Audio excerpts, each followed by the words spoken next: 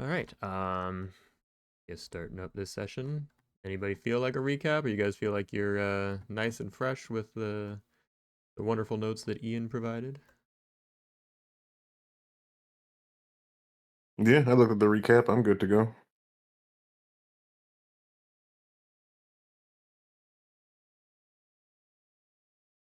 I can kick right off.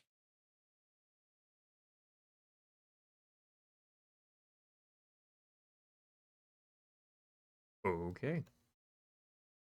Well, I guess if everybody feels good, you were bedding down for your first night out in the jungle, finally traveling, getting out of the city. Um, Traveled by canoe for pretty much the whole day, found a decent enough spot to rest. I think, Ian, you already said that it was Zarak and Ryuko who were on watch. During that watch, some strange plant-like creatures managed to sneak into your camp, and we are now initiating combat. I'm pretty sure we even rolled initiatives already. Good, good, good. Okay, let's go with I don't know. I've only got a couple of battle themes here. Let's go with this one, I guess.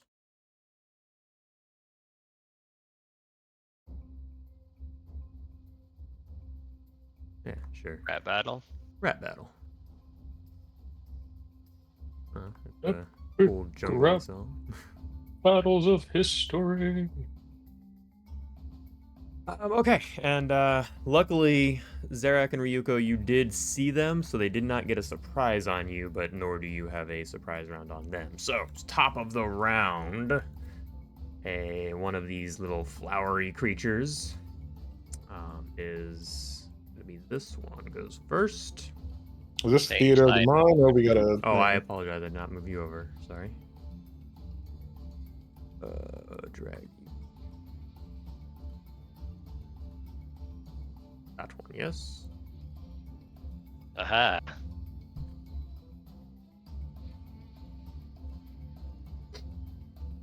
Ignore the Yes. corpses. Say again, sorry. Ignore the corpses. Yes, yes. Some of the details on this map are just not real. So yes, this one here is going first. And you see it open up. Where's the? You see it kind of like lean forward with these three different colored flower blossoms, and you see an orange one kind of open up first and spit out this mist, if you will, this strange something, and it's Undrill, who needs to roll me a saving throw.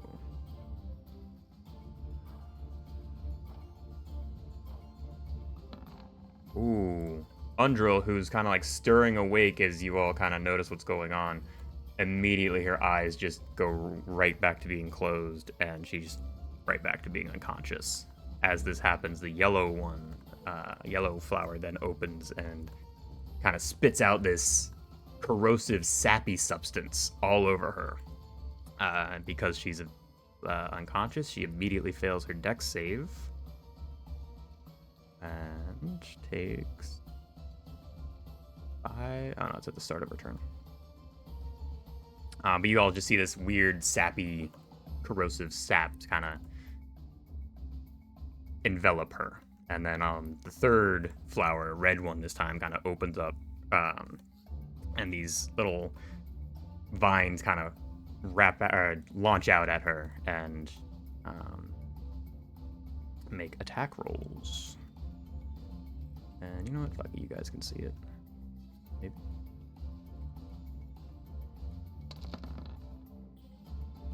At advantage, yeah, 20 will definitely hit. He initially takes 2 piercing damage and is now completely just grappled by the little vines that launched out of this thing.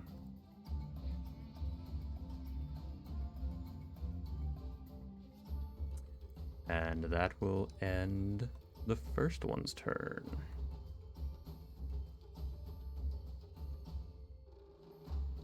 Davin. Davin is going to. Oh wait.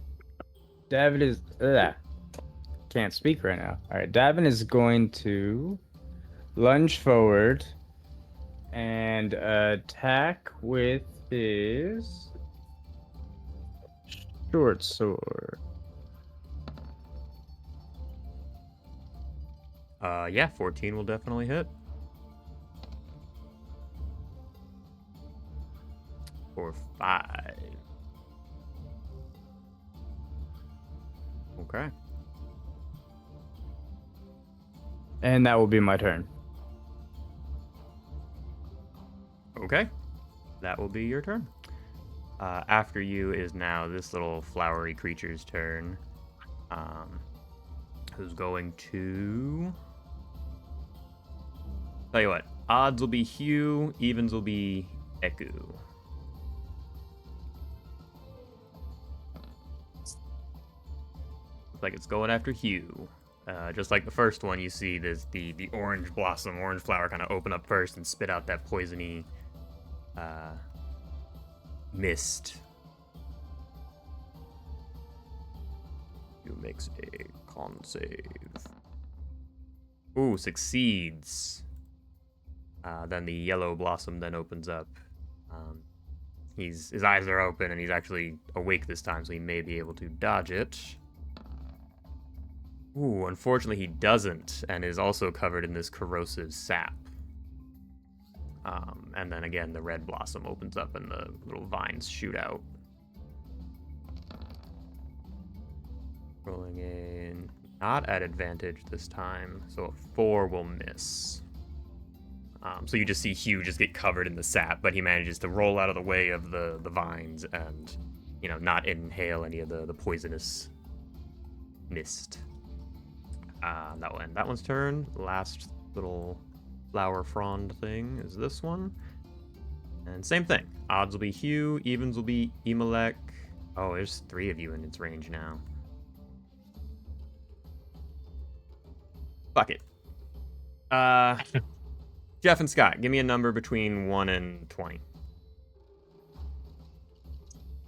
7. No, 7, Scott. Yeah, I gave you one. Okay. Closest to Emelec.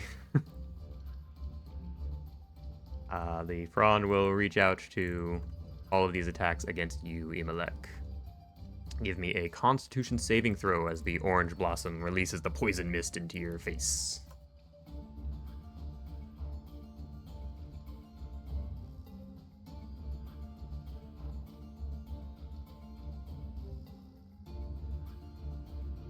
Okay, definitely enough. The mist kind of gets blown towards you, but you manage to kind of hold your breath and pull away and not inhale any of it. But immediately followed by the yellow blossom, and it releases the corrosive sap on you. I need a dex save this time.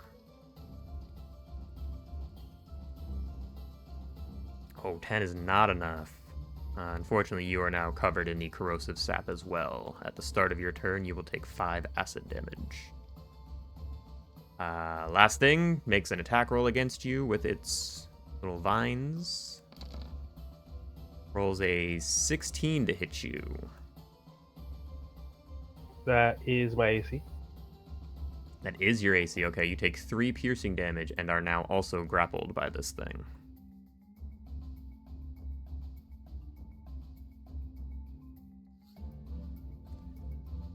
And that will be the end of its turn. Flint! Yeah, Flint shakes himself awake, jumps up using 15 feet of movement. He'll say, "Alright, guess we're doing it this way. Make your strikes count." And I'll cast Bless on Ryoko, Zarek, and Emelec. And Flint will run up to Undrill, ready to assist when needed. And that'll be Flint's turn. Okay. Let's throw some little icons on you guys. You said Ryuko, Imalek, Zarak? Yep. Alright, you guys with the icons, you are blessed. End of your turn. Eku.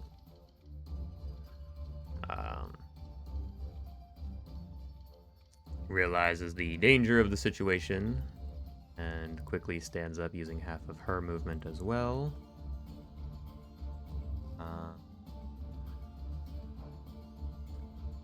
And you know what? Taking a cue out of Flint's little page there, little book, you will also cast Bless on you, Davin, and Undrill.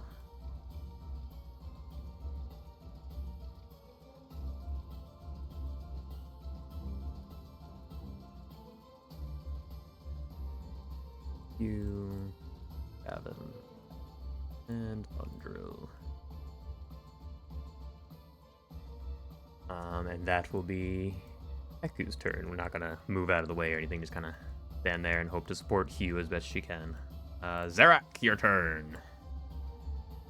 I would like to use one of my wild shape, and I am Circle of the Moon.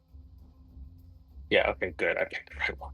And I would like to transform into a brown bear that has a CR of 1, which I can't turn into.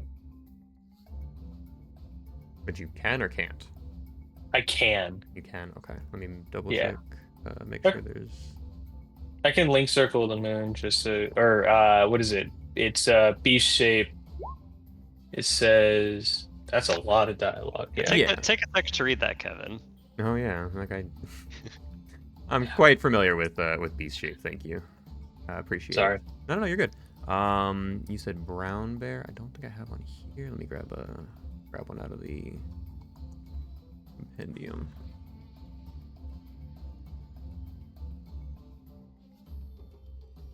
Okay, brown bear. We're always gonna have Bigley in the party. Got it. Okay, that's the brown bear, and I'll go ahead and give you control of it. Okay, there should now be a brown bear in your journal. Yes, sirree. Okay, alrighty. So I would like to move up to this one right here, and I'm going to attack it with my claws. Alrighty. 23 will definitely hit. Cool. I deal 13 damage. Do I have? No, I don't. Okay, that's weird. You have multi-attack. I do. I would say it doesn't say it here, but it I says don't it think in this the. brown bear has multi-attack. Yeah. Interesting. I'm looking at the D&D 5e free basic rules. Keen smell. Oh yeah, I dragged the monster manual one out. Did they change it in the free basic? Oh, 2024 or the... Continue. It's your call. Yeah, brown bear makes 2 attacks, one with its bite and one with its claws. That's weird in the Brown monster bear, manual. it does CR1. not. Okay, you're right, it does. That's so weird. It doesn't have it on the character sheet that I just gave you. Yeah, that's weird. Yeah, it has multi-attack. 1 bite, 1 claw. Cool. But I'm that one gonna- is very dead. That first Oh. attack, you just swiped it and just... Okay. Can I Can I get over to the one over here? Probably. How much? You haven't really used much movement. I don't think I guess that maybe you move 5 feet to get close enough to this guy to kill it, but then pass through Hugh uses 20, so 25 feet to get I mean, you could like maneuver around or through. Can I yeah. pass? Yeah, What if 25 feet we just say puts me like here. I used fancy footwork and backed away? I mean, either way, it doesn't matter. Yeah. I'll just put myself here. I'll just use 10 extra movement to just pass through him and then bite at this guy right here. So let me do the bite again. Yeah, you rolled a 21 on your bite. Looks like. Okay. I think I you didn't know did. if you want me to I did, but I did that before you said he was dead. So I don't know if you want Don't me to worry about it. re-roll for. Okay, cool. It's fine. And I 21 do definitely 8 hits, damage. and that is also just enough to kill that one. Okay, and Zarok will give a roar of triumph. Nice. And then, yep, that's it. You now freed from the clutches of these little flowery frond things. We use half of his movement to stand up, say, "What? Bloody hells!" And start running this way, and we'll say, in an attempt to assist Undrill. Doesn't have a range, does he? Nope, he just has his battle axe. So he'll just kind of stand there and just kind of point over toward Undrill and shout, "All right, she needs help." We'll say he even uses action to just kind of dash to the other side of her, kind of ready to help free her if he can. Ryuko, your turn. Alrighty then. Alright. So we're going to move first off, just to be on the safe side. Move to like right there. We're gonna target the only one remaining. And bow attack. I don't think I need sharpshooter on this one. Take that off. Longbow. Yep, 14 will definitely hit. All right. Um, I'll also throw on favored foe, which is an extra D4 to once it's marked. Okay, and that's your bonus action to do so, right? No, it just says when you hit a creature, I can bing boom boom. And if cool. it's not dead, is it dead? With the 8, no, it is still holding Okay, on. then you have one more with gathered swarms. That's going to be another 1d6. And it has to make a strength saving throw if it survives this. That is just enough to finish it off. Go ahead and describe to me the demise of this creature. So after Ryoko hits it, and you'll see a glowing mark of a fox appear on it, and then from the mark itself, ghostly foxes will come out and just start tearing into the plant creature until it is demolished, and then they'll slowly dissipate. Okay. And that will bring combat to a close. You all find yourselves now just standing around your campsite, some of you breathing a little heavily, some of you not even completely aware of what just happened. Right, Andrew, let's get some of that acid off you. Here, I'll take you to the water here. Don't open your eyes just yet. And Flint will make sure she gets all the acid off of her so she does not take damage. Sure. In the process, she will in fact take.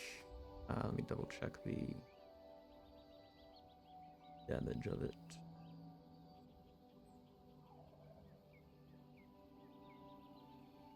Okay, she does in fact take 5 damage, but you manage to get the rest off of her before she gets too much. Takes too much more. Same thing with Emelec, right? You were covered in it? Yeah. Okay. You also will take 5 damage as soon as, combat comes to a close, but so you can spend your turn and maybe assisted with anyone else to kind of wash the rest of it off. Yeah, I'll take, my time to wash it off. And then I'll probably immediately rush over to Angel. I might even ignore the acid for a bit until Angel's fine. Oh, okay. Emelec, worry about your own acid first. You're just gonna get it on her anyways. Gotta help yourself before you help others, yeah? Uh, yeah, I suppose. Yeah, clean my acid and then immediately run over to make sure Angel's fine. Okay. Yeah, you'll definitely take that first 5 acid damage, but you can get the rest off before it does too much. Guess the jungle doesn't want you getting to Camp Vengeance, eh?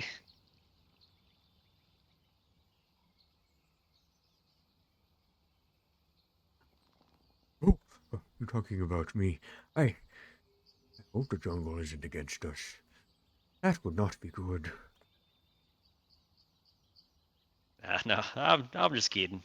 Really doubt it. Just a bit of bad luck here. Oh, right. Yes, bad luck. For sure.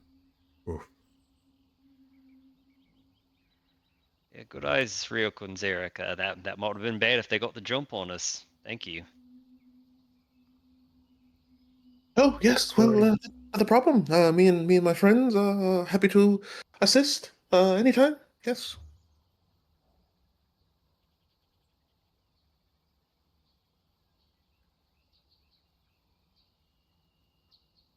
What time of night is it? This was first watch, so probably a little before midnight. Okay. Does this mean our rests were interrupted for the second watch? Absolutely. Well, guess we need to trade out watches. Can't have you Oh, two getting exhausted. I don't mind taking watch.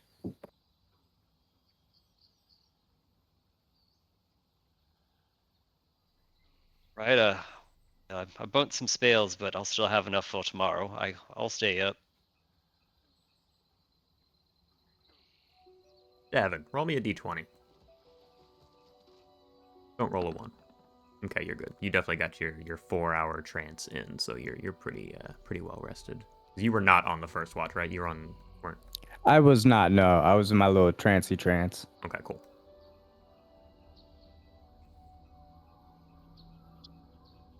I guess Emelec, if you feel like you've got your god's power on you still, if you don't mind, I might continue resting to get some of my power back. How are you doing with that? I'm feeling fine. If you need to rest, by all means, go ahead, friend. Well, tomorrow's march is going to be a bit tough if you stay up. Is that all right? Well, I guess we're Yeah, confused after all. it should be my fine. Right then. Thank you, Emelec. So I will do another long rest, and I won't be up for watches. Okay. Sweet. I'll just transform back to normal and I guess take my rest. Okie doke. Didn't need that anymore. Let me layer map. And wild shape is regained after a short rest, right? Yes, as a circle of the Okay. moon. Yep. For any Okay. druid. Okay. Thought so, just wanted to. Ooh, wow, lag. Yeah, it's gonna take a sec because of all the stupid X token. Yeah, I just wanted to make sure. We'll make doubly sure. Alrighty, cool. Cool, cool, cool. All right. Emelec and Davin, 2 of you are taking second watch. While everybody else beds down for the rest of the night. Even the guides and Undrill seem a little tired after being disturbed and also spend a good chunk of the rest of the night sleeping. But yeah, to go ahead and give me some perception checks. Feeling pretty Yeah. confident that nothing else will be bothering you guys, but you never know. Don't roll a 1. Okay. Yeah, a couple of, distant shrieks in the night, standard jungle creatures and noises and stuff, but nothing anywhere near enough to cause you guys any concern. But the rest of the night goes off more or less uneventfully. Emelec, give me a Constitution saving throw.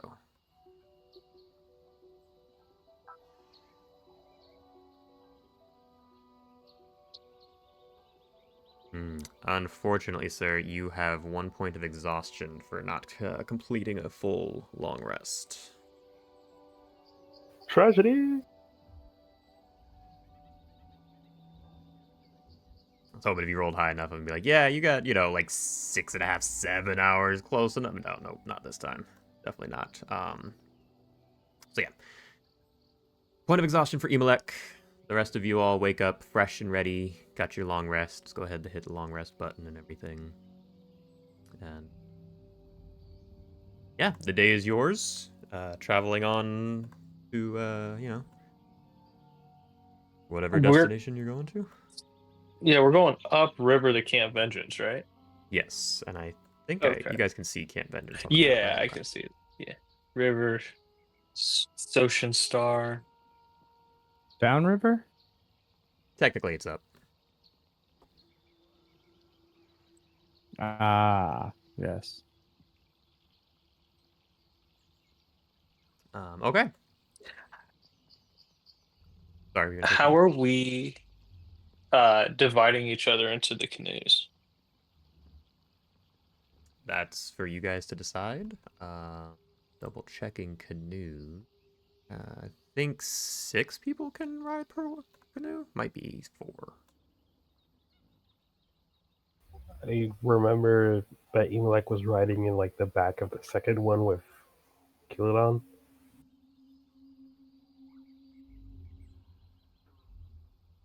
I'll say Zarek is definitely not on, was avoiding whichever one the Hugh is. Is that his name? Hugh? Am I getting that right? Yep, Hugh Yep. Hackenstone. Yep. Yeah, you can have up to 6 passengers per canoe.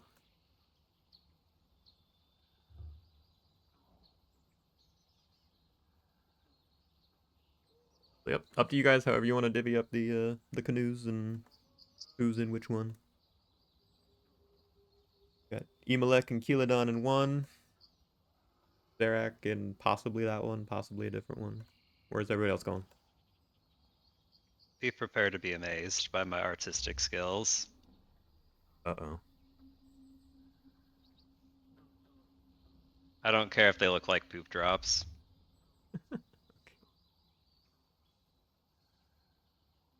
Alright, place your tokens, sirs. We're even gonna make it a sinner one. That's starting to look like something else.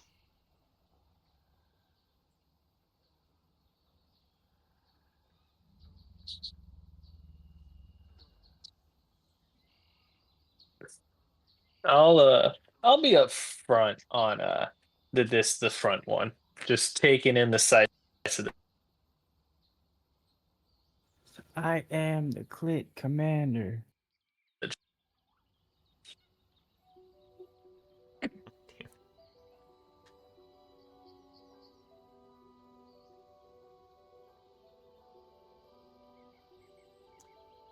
Right.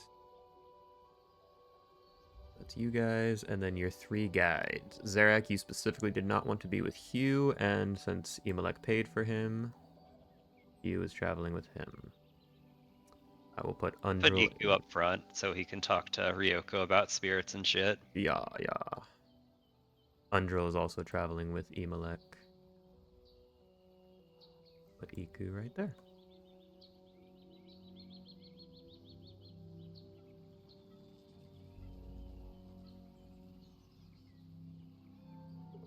Cool. I think that's everybody, right?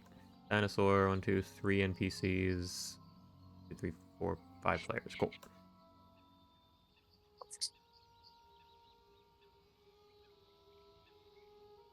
Alrighty, so you all are back in the canoes and traveling down river. You don't need to roll for getting lost at all, because you know there's really only 2 directions you're gonna go on the river. It is wide, but you know you can see each bank. Although sometimes it's hundreds of feet away, other times it's like really kind of narrow within like 20, 30 feet. Um, but let's say Chris, roll me a D100, please. See what kind of weather you guys got today. Oh, oh, sir, that is quite the roll. As you guys are getting in the canoes and you only get, maybe a few feet down the river, and what started out as like a light, kind of rain, what you've kind of been used to being here, very quickly the clouds darken and the winds start to pick up and the water starts to slosh back and forth, kind of rocking you guys. The current starts to, increase in speed.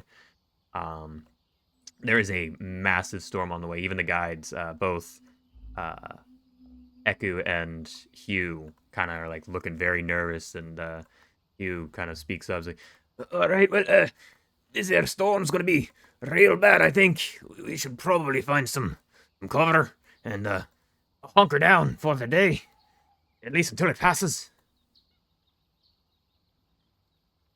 We're gonna give up a whole day's travel because of some rain.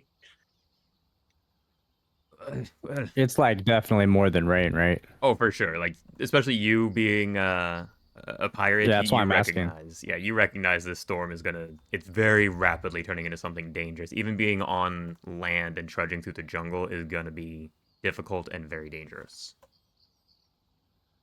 Okay, okay. Also, I don't think I would have heard that from another canoe, so. I mean, you guys are within a certain amount of range, and Hugh is just—he's not a quiet guy. His voice travels.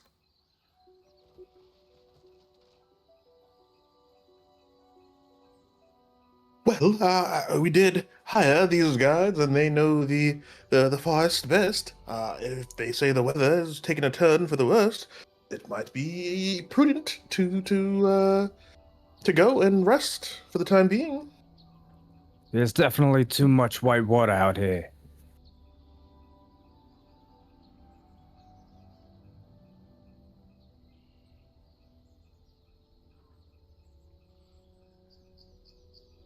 Flint looks pale. Ooh, I think my morning's ration's coming up.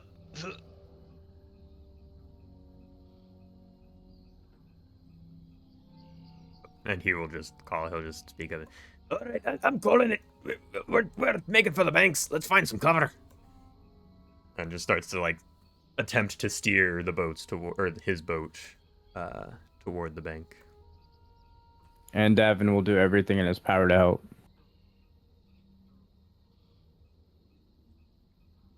Okay. Unless anybody has any disagreements or anything, that you guys kind of get to the shore just as the skies really start to open up, and it starts to like rain so heavily that you can't see more than like maybe 10, 15 feet in front of you by the time you get the canoes up, and you're kind of portaging, as they say.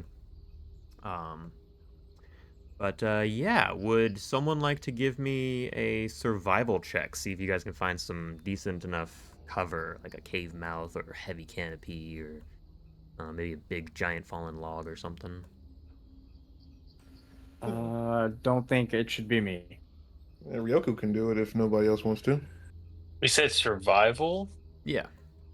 Um, I mean, it's one of my better skills. Are you proficient? Yes. Can we get advantage on that roll, maybe? Yeah, if I help. I'm proficient. I got a +6 for mine. Sure. I'd say since both of you are proficient and you've got 2 guides with you, yeah, even through this really heavy rain, I'll give you guys advantage on it. Okay, then Chris should roll because I only have +5. Okay. Yeah, what's your? Oh God! Wow. Nice. Yeah. There's the rolls we need from you. Yeah, you guys definitely doesn't take too long. Kind of luck out and find a big enough cave mouth to kind of hunker down in and wait out the storm. Hugh managed to get a couple of pieces of dry enough wood and has a small campfire going in there, drying himself off and all of his stuff. And yeah, you guys hunker down for a good chunk of the day. I'll say like the first half of the day goes by, and you guys kind of like just stuck in the cave. If there's anything you guys want to do while in the cave, talking or whittling or other silly hobbies or shit, you guys can spend probably 4-ish hours, half the day doing that. Seems like we'll probably spend time doing more training with Helodon. Okay. You know More what? of Give me an animal handling check real quick, Jeff.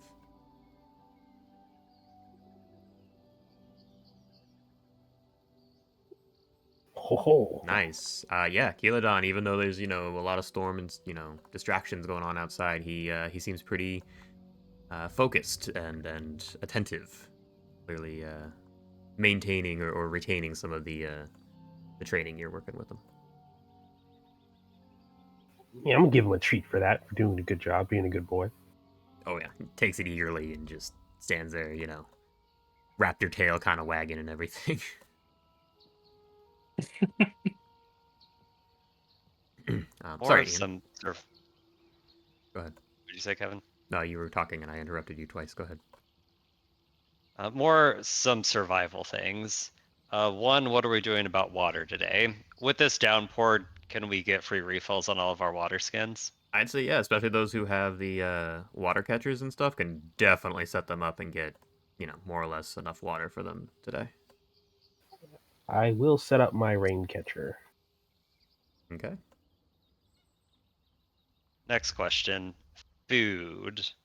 Are we good bearing or eating rations for the day?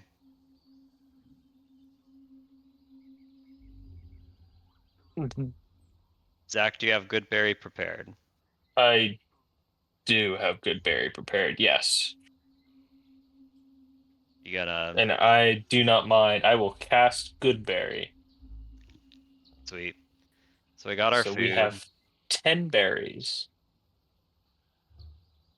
And lastly, mosquito repellent. Make sure to apply your repellent and mark off as you need to. I guess If that's you a both good question. can. Oh, sorry. I guess that's a good question to go along with what Ian was saying. With the insect repellent, since it's like a downpour, insects wouldn't really be out currently, right? So we don't need to use that. It's still definitely possible that you could get bitten by insects, especially in a nice dry cave and such. Yeah. But the repellent is more or less waterproof, so it's not like you can put it on and it'll be good for a day. It's not gonna get Okay, washed off or anything. gotcha. But since we're hiding out in a cave, would the smoke from the fire not be just a natural insect repellent? Generally, yes, but these are Cholton insects, and they are truly just monstrous Okay. things. Okay. Alrighty. Then I will apply a insect repellent. I'm saying, I will yeah, it'll drink keep a most water of the skin. smaller things away, but there's always going to be a small risk in this place because it's Cholt. What's this? Wait, what? With much reluctance, I do use one charge. How many charges per salve? Per gourd or whatever. Vile. Let me Oh, double check gourd, that. yeah. I think It's it was 20. Well then, yeah, it was 20, it's right? 20. Well then, I'm gonna. I think it's 20 because I bought 10. Yes. Each gourd or vial contains 20 applications of it.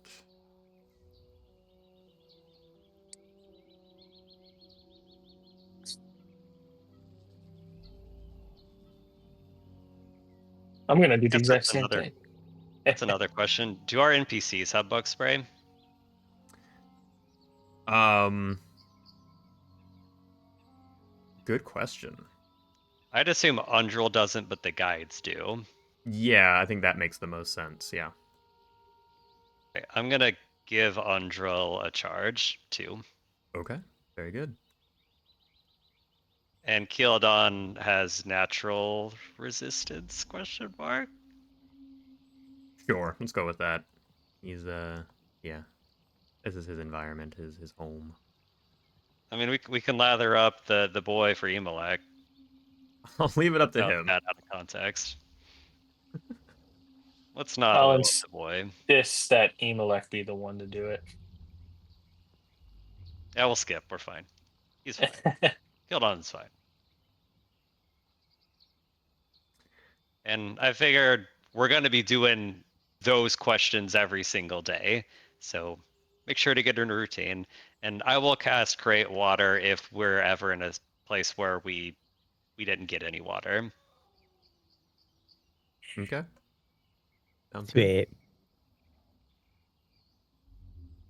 And Zach, since the berries last for 24 hours, if you want to, like, I don't know, try to save one spell slot and use that, like, right before your long rest, you can use that for the next day's rations. Oh, okay. That way you wake up with a Thank you. full spell slots and everything and still have your good berries. Gotcha. Cool. I'll keep that in mind. I guess I could do the same thing with Create Water, right? Yeah, I mean, as long as you got the containers for it, sure. Absolutely. Yeah, would you say using the shovel, dig a hole, fill it, everyone fills water, is that trick still viable? It is. Um, Yeah, fuck it. We'll say you guys take the. We'll say you have to take a little extra time if you're doing it that way to filter the water because it's just gonna get muddy and shit. But yeah, you can definitely get water that way. Okay.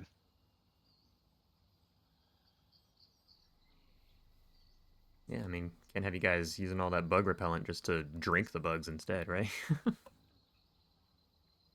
True. Anyway, so we'll say about half of the day goes by. And Chris, you rolled the D100 last time, so Ian, give me a D100 this time. See if the rain eased up and okay. Yeah, as the day kind of goes on, eventually, a little after midday, the rain kind of lightens up. The sky is still very gray, still raining a lot, but not nearly as bad as it was. You guys can like make your way down to the banks of the river, and it's definitely raised, but it's not rushing like it was before, and it seems to be much more calm. Um, considering the constant or the still consistent rain, but it's not like whitewater rapids like it was getting to be. So if you'd like, you still have at least half a day's travel.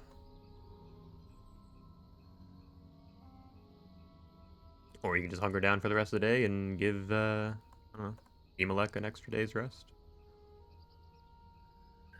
Might as well get some time in, some travel time.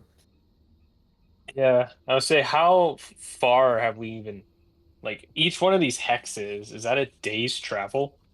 Or like By default of this game, yes. How I'm running it damn. this time, absolutely not. We've done that last time, and it was a pain in the ass, and it's just not as much fun. So, Yeah, it take us 13 days to get to Camp Vengeance. right, yeah, and that's assuming everything goes right and nothing goes. Anyway, but no, I increased the travel distance for you guys this campaign. You guys can be able to travel 3 hexes by foot, 4 on water with the canoes and stuff.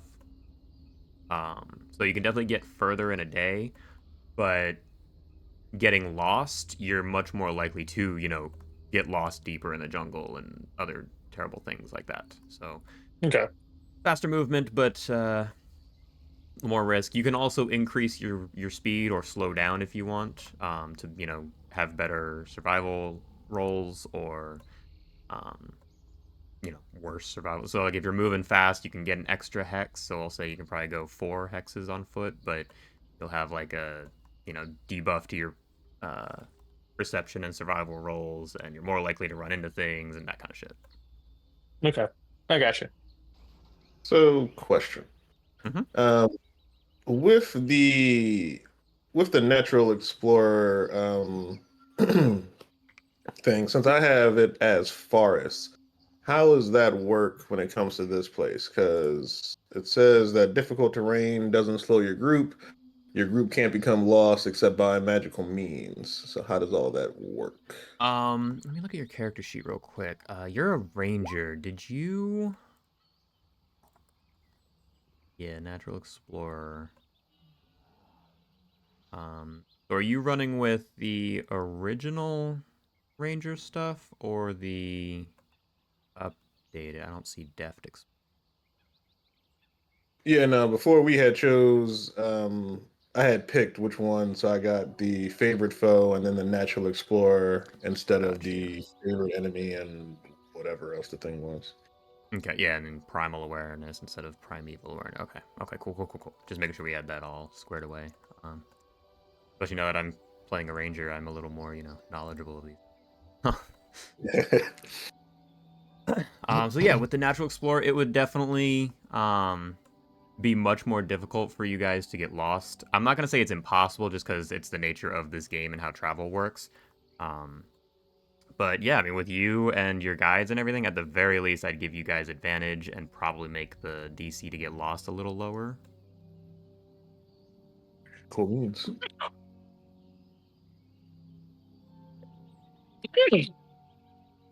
Bless you. Sorry, I thought I muted myself. You're good. This is a Uh, cute sneeze, Zach. Yeah, I'd say let's get back on the road. Flint will say, is this how it's going to be in Chilton Peninsula? This is going to be a bit of a drag. Pretty soaked to the bone. Eku kind of just nods her head and yes, this is quite common for the peninsula.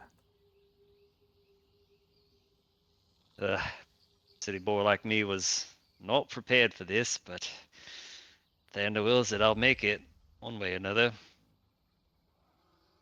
Kind of a slight pat on the back from her, and do not worry, we will keep you safe and get you through okay.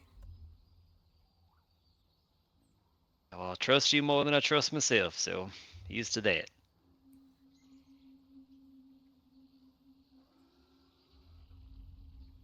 Alrighty, so everybody's piled back in the canoes, and you guys make it about 2 hexes before the sun starts to get a little too low and the clouds are too thick.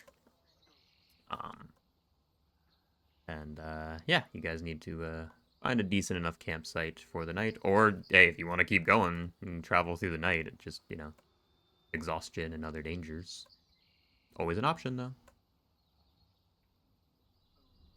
Nah, let's not risk nighttime travel quite yet. I'd That's say, bait.gif. huh? That's bait.gif. Hilarious. Yeah, I'm fine with bedding down for the night. Okie dokie.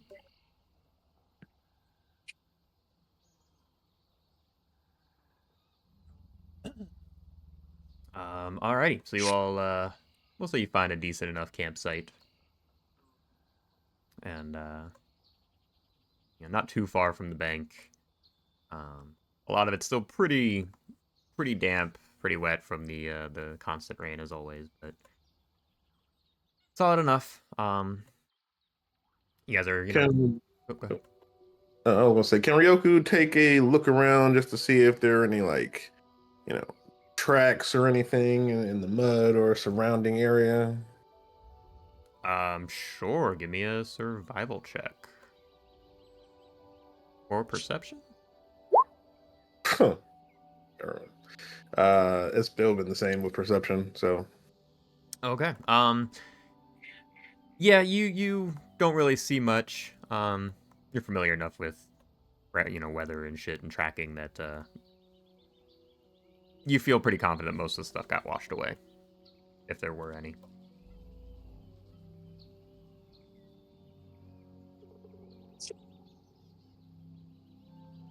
But yeah, so evening is yours. You all can do whatever you would like with the evening.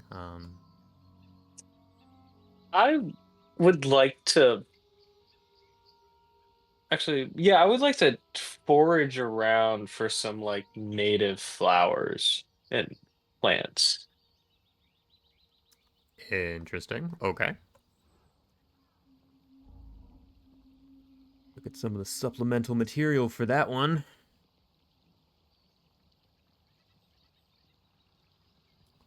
You can go ahead and give me a.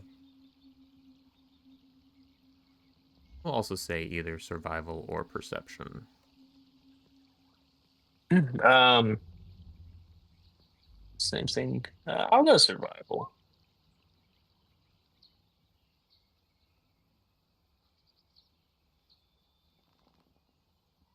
Okay, that's definitely a good one. What exactly are you looking for? Are you just looking for flowers that are just kind of native to the area for like a collection, or are you looking for something So specific? I guess what I'm working towards is I have, and this is also a mechanic I've never played around with. I have a herbalism kit, so like Mm-hmm. I would not be opposed to like trying to figure out what different plants and are used for here in the jungle because jungles are, whew, they are like a lot of medicine comes from jungles. So I'm just curious. Okay. Yeah. With a So 23, I would definitely say you're not 100% sure exactly what they're called, but they look familiar enough and similar enough to previous herbs and other ingredients that you've used in potions and such that yeah, we'll say you get a nice little handful of some potential materials to make a, I don't say just a standard potion of healing. okay, and then also just if you want to be generous, I wouldn't mind trying to find some that I would kind of know would make a good tea. Sure, we'll lump that in with the 23. That's easy enough. Okay. Yeah, you definitely find some that some nice tea leaf looking plants out there or herbs. Okay, cool. So I can, can I then take the ones that I can make a potion of healing and make the potion of healing? How does that process go? Um, it'll probably take like an hour or two to make the, we'll say, a poultice or whatever, just to be a little more specific, I guess. But you could probably do that as part of your long rest, if maybe on a watch or something like that.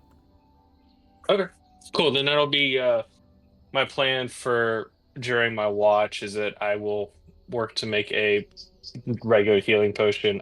But I'll come back to the camp, and I assume if we have a fire started, I will uh go to boil some water to make some tea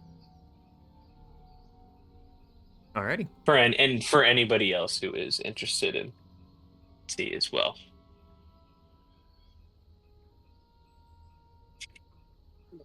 Thank you, Chris. That's a perfect gift. Yeah, that is.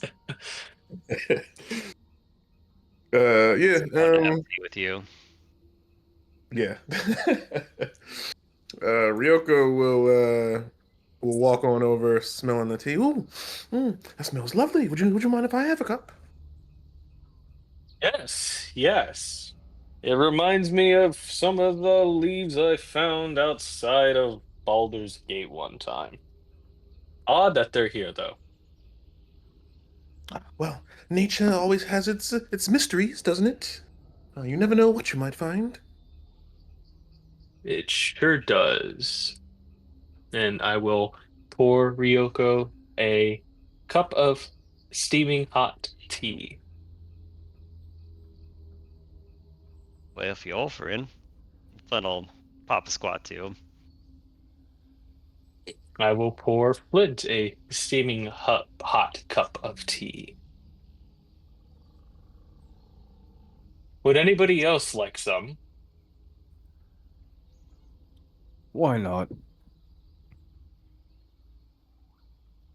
I will pour Davin a steaming hot cup of tea. I want to see how delicately you pour the tea. Give me Uh, a dexterity check. what? Wait, what? Take some coordination to pour tea. I want to see it. Yep, straight dex roll.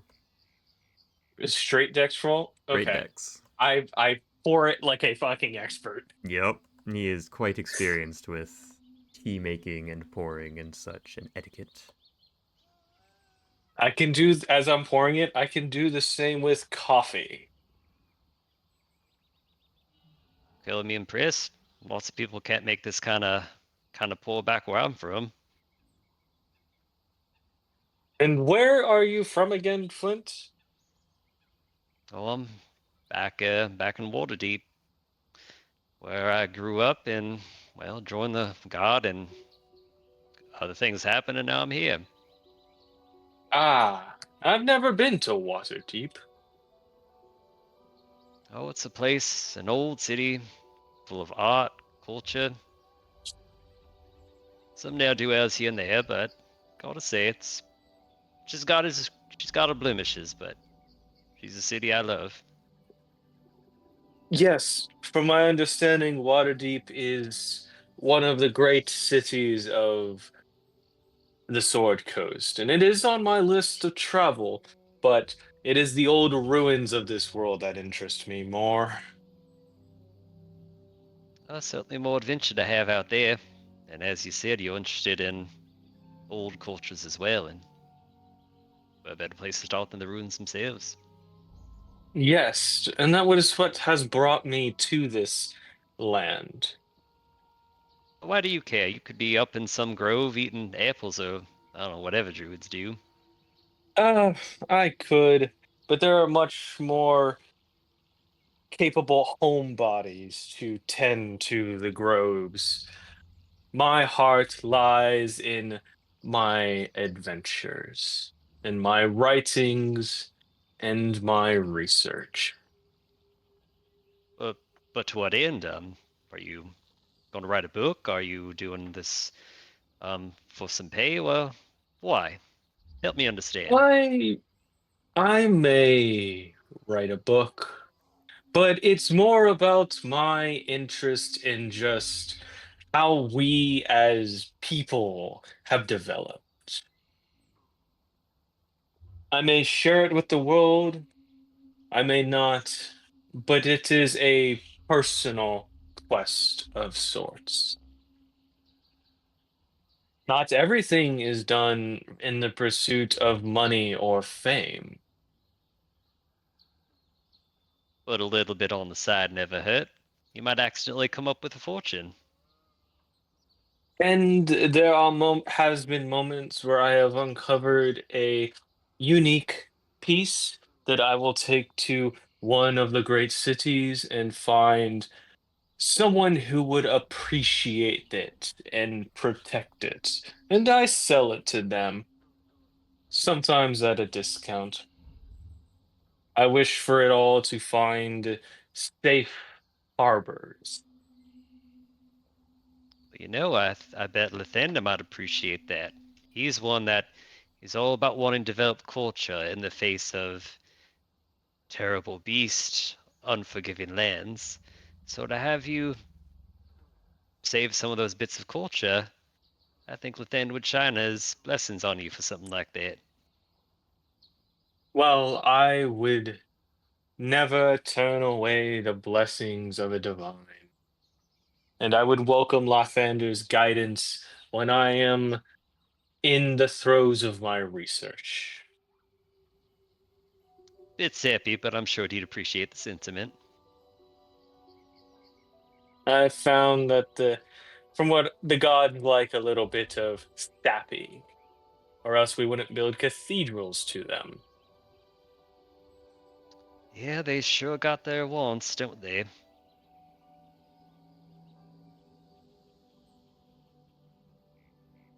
thanks for sharing. That helps me figure out why you're up around here finding all kinds of herbs and digging up ruins.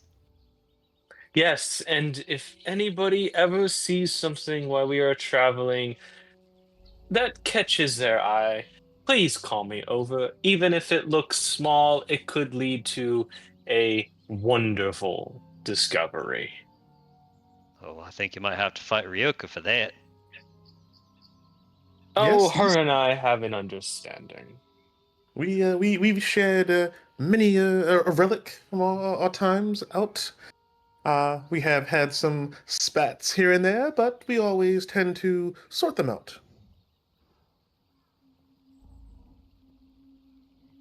About that. I was worried we were going to have to separate you two on this journey a few times. No, her and I are old traveling companions. We may bicker and argue over a certain ruin or the interpretation of some ancient relief, but at the end of the day, we know we both have the same love, and that is of history. Indeed, indeed, quite right. Any small disagreement, at the very least, it fosters intuition and more knowledge. You might see an opportunity that you haven't seen before, or learn something new from somebody else's perspective. So, arguing is not always bad. Well, in certain situations. It's a rather optimistic outlook. Good on you. Oh, well, yes, thank you. Yeah, in regards to your god, we do have a goddess from where I'm from, and she is always one for uh, mischief, intrigue, knowledge. So that is, while I am not extremely devout, I do tend to follow some of her teachings. Well, don't keep us in suspense. Who is this mysterious goddess you speak of? Oh, it is the ever-changing goddess. She is known in some circles as simply Inari. In others, for the more devout, they might go by her ancient name of Fushiko. She is quite mischievous, very beautiful. Uh, she is of my race, and she is said to have the unlocked her ninth tail. A bit of a legend for those of us back home. And where do you hail from exactly? I'm surprised I haven't heard of this goddess of yours. Where do I hail from in here? Kevin?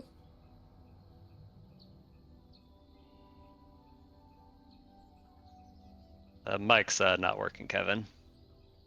Sorry, I was muted. I don't remember. I don't think we settled on a specific location. Yeah, I don't think we did either. I was looking through the backstory and I was like, I don't see anything.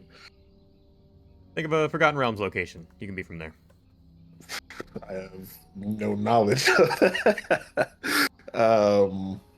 Somebody throw something at me. Oh, you're from the forests near Fandelver, up near Neverwinter. You know, far from here.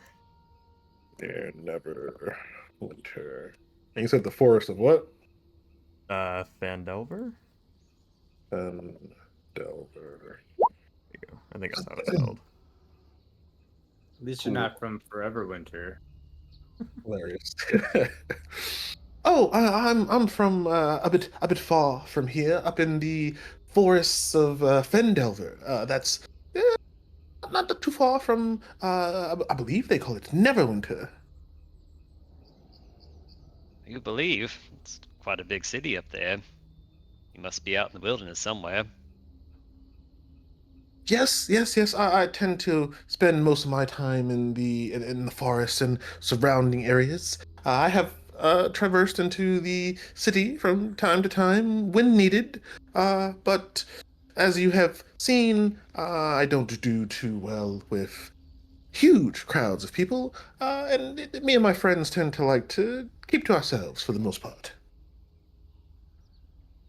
That might be why I've not heard of your god before. Interesting.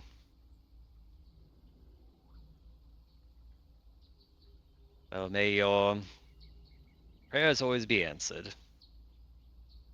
Oh, And well, hope well, you don't thank get you. lost in those woods of yours. No, that's only happened once, twice.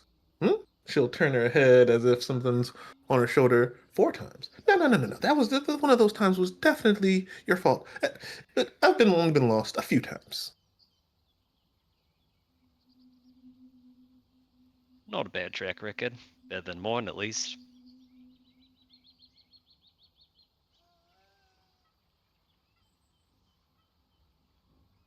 And what brought you to your god? I know you said he is big on second chances. Was this uh, a second chance opportunity for you, or were you born into it?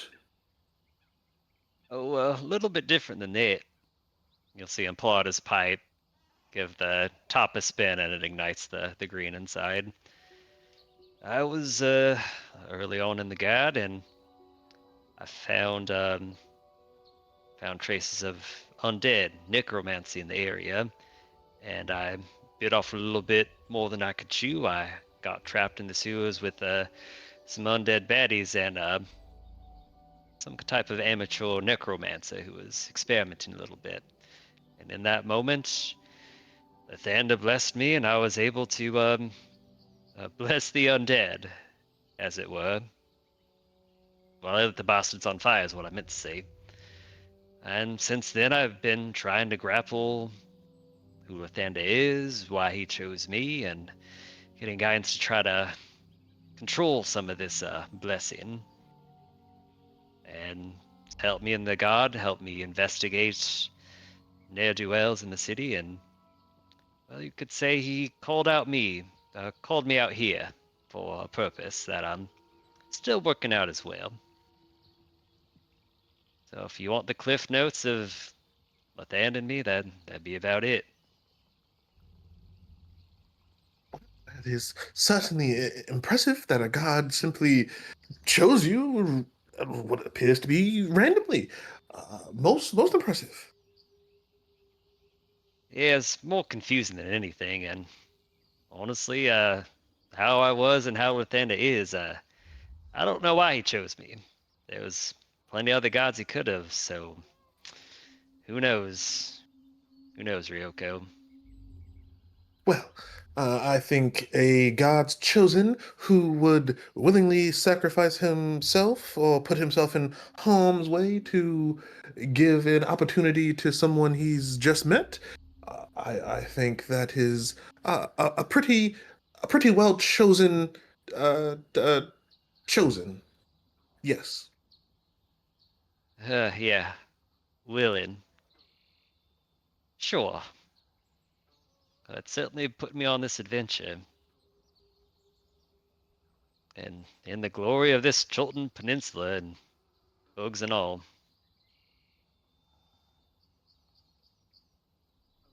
A little bit of tea. That'll help. Yes, it always does.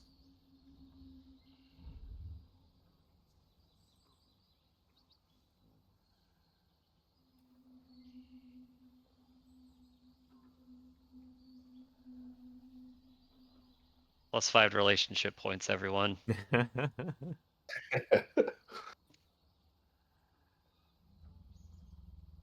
Yay. Alrighty. Unless anybody else wanted to do anything, we can continue on with this long rest with watches. If you guys are taking any. You also, don't forget you have the uh, NPC companions as well. Ryoku will take first watch.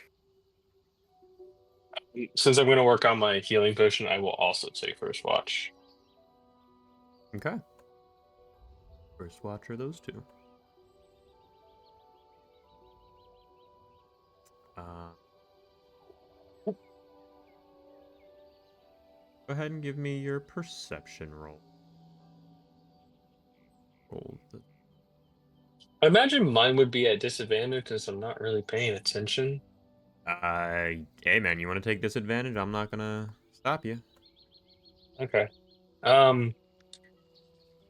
Oh wow. Still solid rolls. Yeah. Throughout your watch, you guys get through about 6-ish hours. Nothing really seems to bother you guys. Again, distant, jungle noises. Clearly, something was just hunted and eaten. But again, far enough away, not a problem for you guys. Yeah, your watch goes off without a hitch. Zach, give me a wisdom. Wisdom, straight Yeah, wisdom roll. yeah. Let's do straight wisdom. Oof, there's Okay, we'll say you didn't quite finish the poultice tonight, but you're about halfway done with it. Something about the noises in the jungles just kept you a little too distracted. But you got most of it done. You could probably finish it either in the morning or first thing long rest tomorrow. okay.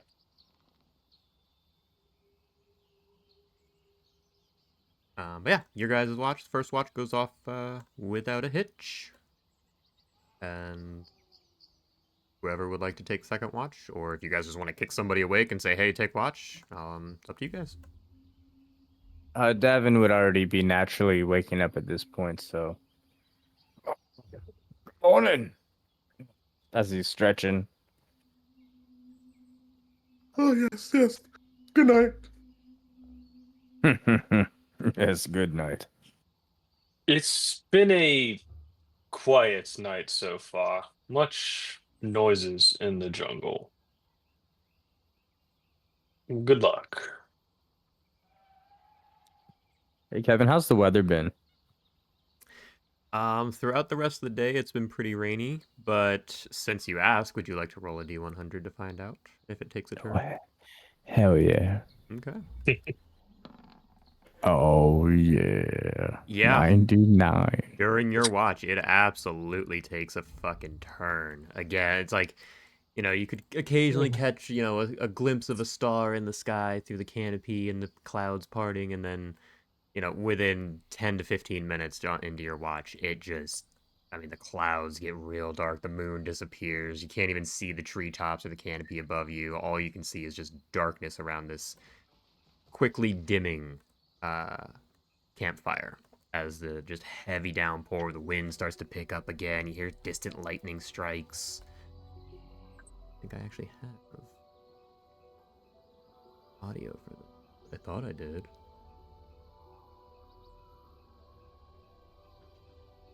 I guess I lied. I don't. Now, does the super heavy rain affect Davin's superior dark vision? The issue isn't so much the dark vision itself; it's the heavy sheets of rain that make it difficult to see through. So it's not the Yeah, darkness that's why that's I was blocking asking. you. Yeah. I'll be Okay. watching too. Okay. So yeah, the heavy storm picks up. I'd even say it stirs those that were sleeping awake. It's too much. You guys can't sleep through it. Even the guy Hugh is just kind of grumbling as he gets right, again. Ugh, we need cover. It's gonna get bad again, I'm sure. As he kind of rubs the sleep out of his eyes and shit. Does it ever stop raining in this place? Nope, not really. Always raining. Would that interrupt me removing my exhaustion point? I would say It's okay if it does. no. We I'd slept say the first half. yeah. We'll say with the rain or the heavy storm and resting the first half of the day before, you got enough to get rid of the exhaustion. Um, you know what? No, you slept through the entire first watch because you didn't take that one. So more or less, yeah, you could get your full rest. Anyone who slept through first watch would get their full rest. Okay. Unfortunately, Ryuko and Zarak, the two of you, are awakened shortly after dozing off to heavy, heavy downpour, big, loud thunder strikes. The wind just, I mean, it's starting to like tip the trees over a bit. Um, Eku kind of walks over and nudges you, Ryuko. Hmm? What? We should probably be finding some cover. It's getting bad again. I just got to sleep. I am so sorry. I understand. But if you wish to survive the night, we should find somewhere else. Yeah, she'll trudge on up.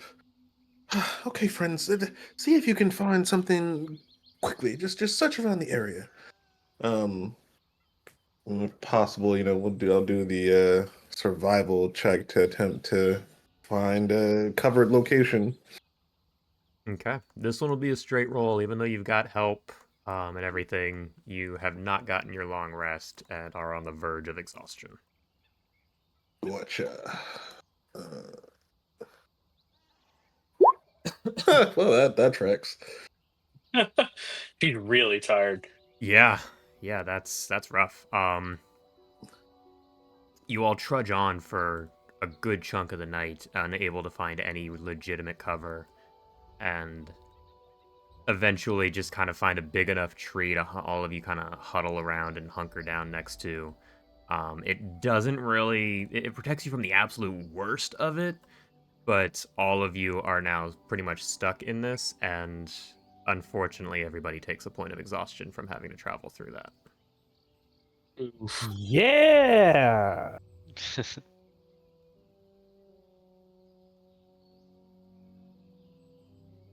Now this is pod racing. I mean survival. Hilarious. Is there a marker for exhaustion, or is it just something we just keep track of? You'll need to go into the settings to grab it. I was just looking for the same thing. If you go to the cog next to the spells, it's like Okay. 1, 2, 3, 4, 5. It's the 6th row from the bottom. Show exhaustion tracking.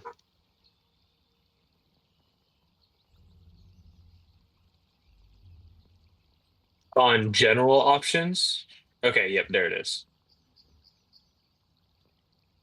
So then, there it is. Damn. Yep, and when you mark it, it tells you what it's doing exactly, which is good going, roll 20. You're not hot garbage So if I sometimes. go up to 6, oh, I die. Yep. Damn.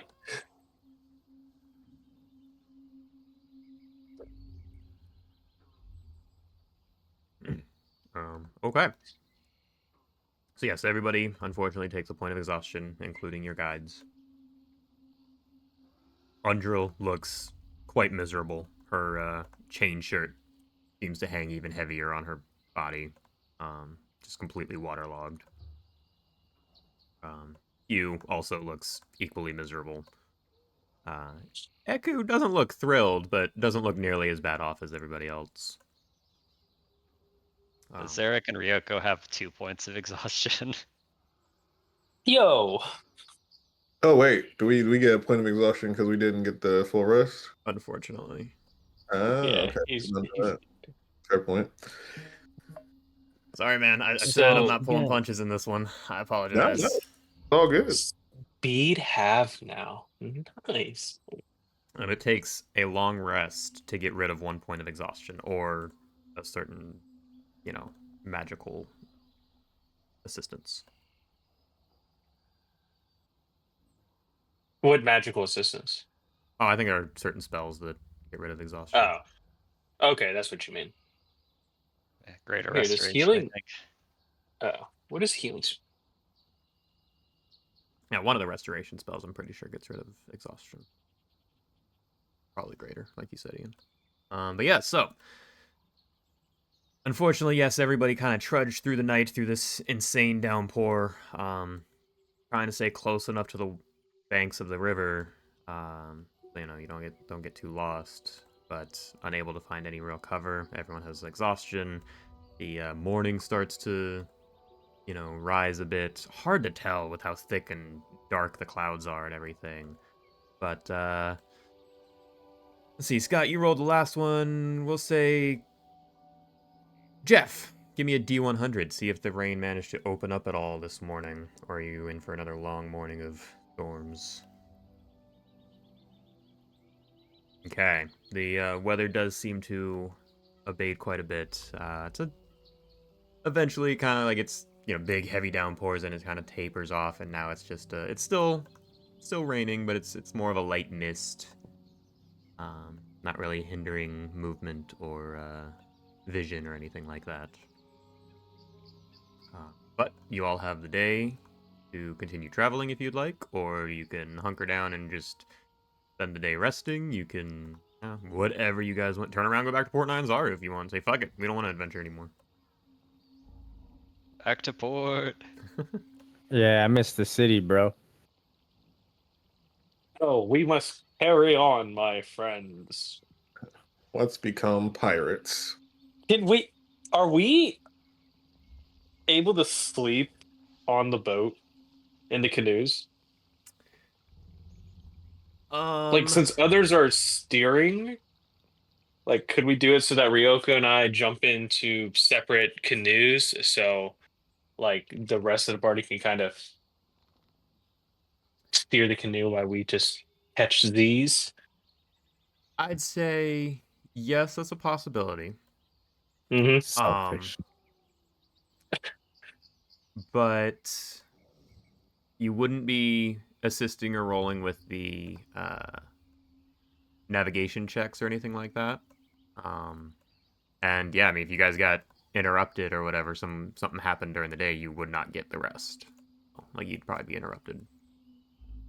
But yeah, I mean, if you guys want to try to sleep on the boats, if the rest of the party's Is precarious. it gonna slow us down?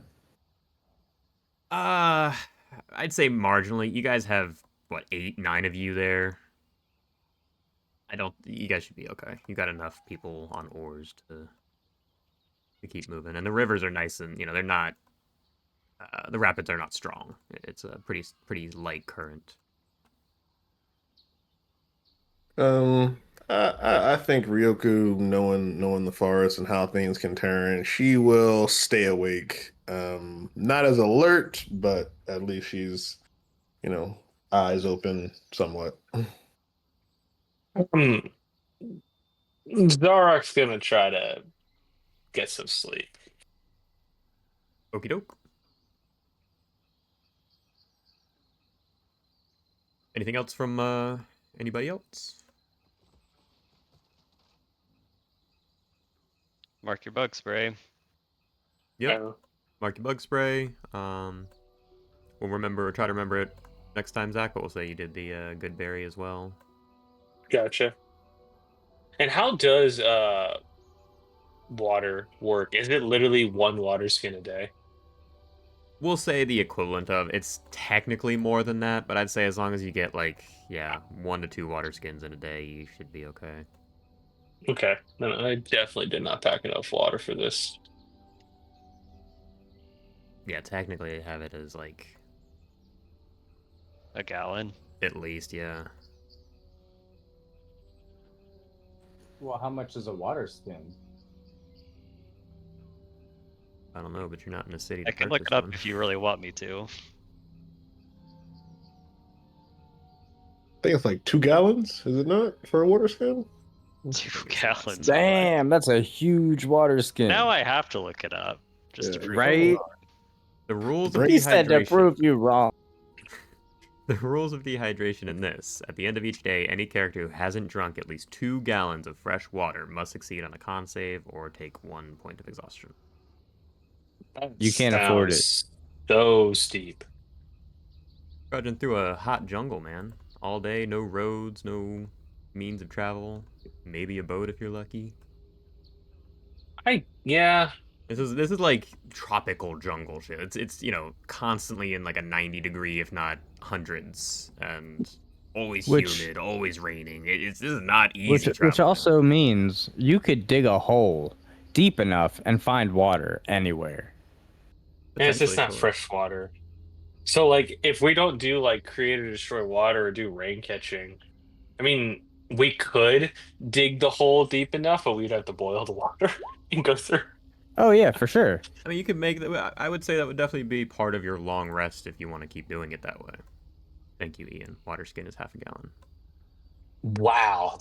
So we have to But it's drink. also raining a lot. So I Yes. think we could just use the rain catchers. Like the one rain catcher is enough to fill up how many water skins? Let's see. Raincatcher can catch up to 2 gallons of drinking water per inch of rainfall and hold up to 8 gallons. We put it up during that heavy rain. I feel like we probably got Probably a got few the gallons of full. it. Yeah, I'd say you easily got your 8 gallons from there. So at least Yeah. 4 of you are getting full 2 gallon drinks of water, or Yeah. Also, my next question is, how is it decided what's the rainfall number? Like, how many inches of rain a night is normal? it just depends on how much it's raining. It's kind of what I have you guys doing the D100s for. Oh, okay.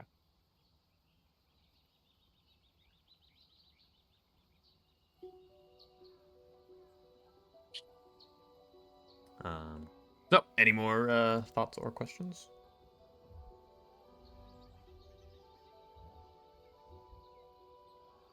Alrighty. So Zarak, you are attempting to sleep through the journey, Mm-hmm. while the rest of you kind of row away on the canoes. Row, row, row your boat. Again, don't need to do much in the way of survival. You're only going one of two ways on this river. So we'll say you guys travel through a good chunk of the day. And roll me. Who is leading this one, or who would like the, I guess, survival / perception checks this time, or would you prefer your guides to do it? I'm a 0. I don't think anybody wants me to do it. I have a +3. I can do it. Yeah, because I'm at disadvantage if I do it. I'm 3 as well, so you or me, Malek.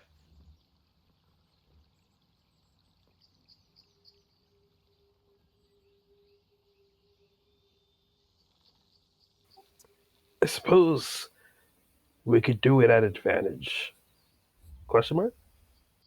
Yeah, rain's not too bad. Got 2 of you there doing it, sure. Well, I can certainly make a map in the city. Why not follow a map in the jungle, eh? Okay, nice. Oh, so he did advantage. Okay, ignore my Yeah, roll. it's fine. Um,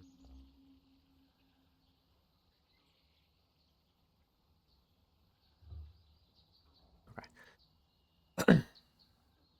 Alrighty, nice survival check.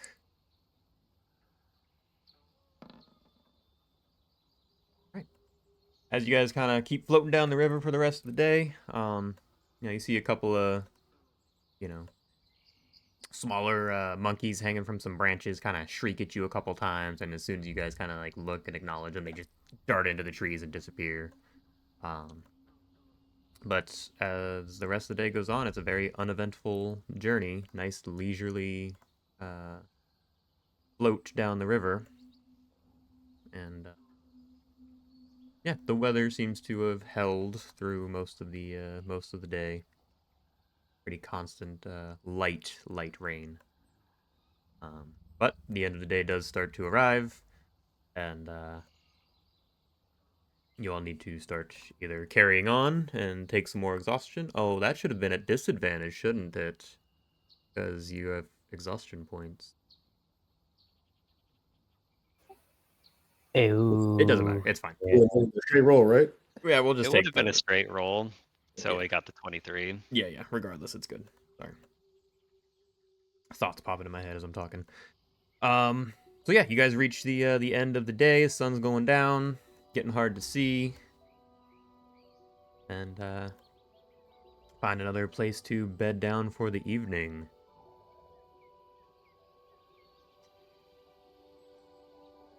Who hasn't rolled the D100 yet? Zach? I have not. Cool. Give me a D100. See what the weather's like tonight as you guys are getting ready for first watch and other things that y'all are doing. Let's go hurricane. Nah. Nope, it's a pretty heavy rain, but it's not storm weather. It's, pretty standard Chulton stuff. Heavier than what it was earlier, but not too bad.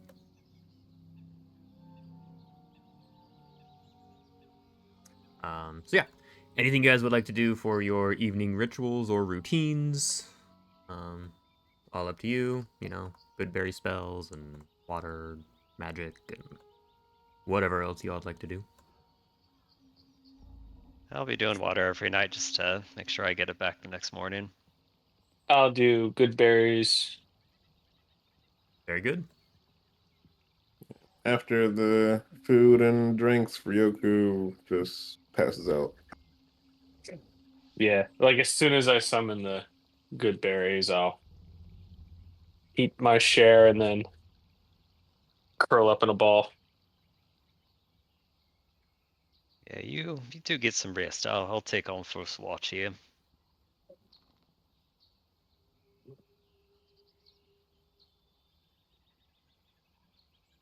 Okay. So we have Flint on first watch. Emelec will do it too. Okie doke. Emelec and Flint taking first watch.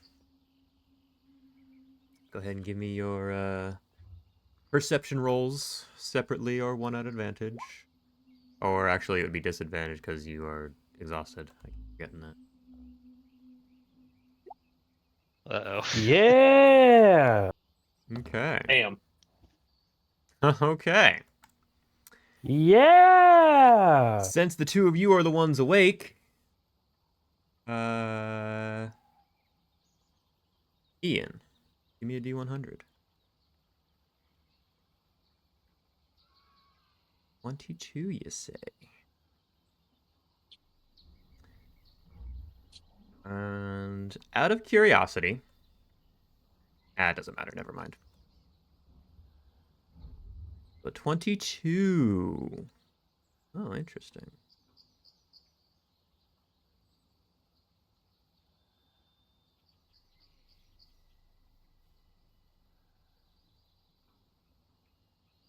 Okay, sorry, I was looking at the roll table. 22 is...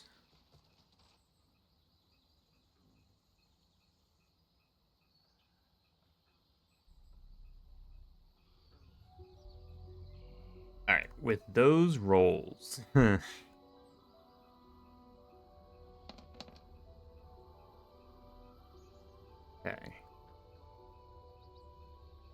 Lay it on us, big man.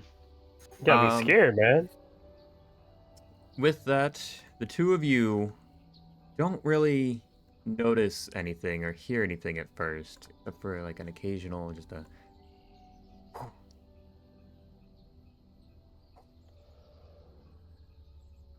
And then you can't help but hear a rather loud screech up above, and you kind of look up, and just through the treetops and the canopies, you see it looks like 4 flying dinosaurs are kind of flying, circling up above. Not sure if they're circling you, if they're circling something nearby, but you can definitely see that they are, flying around up above you guys. They have not made any aggressive motions or anything. But yeah, they are clearly like it's hard to miss them at this point. They're definitely they've made their presence known. How does Helodon feel about that? Ooh, give me a wisdom check. Straight wisdom for Keeladon.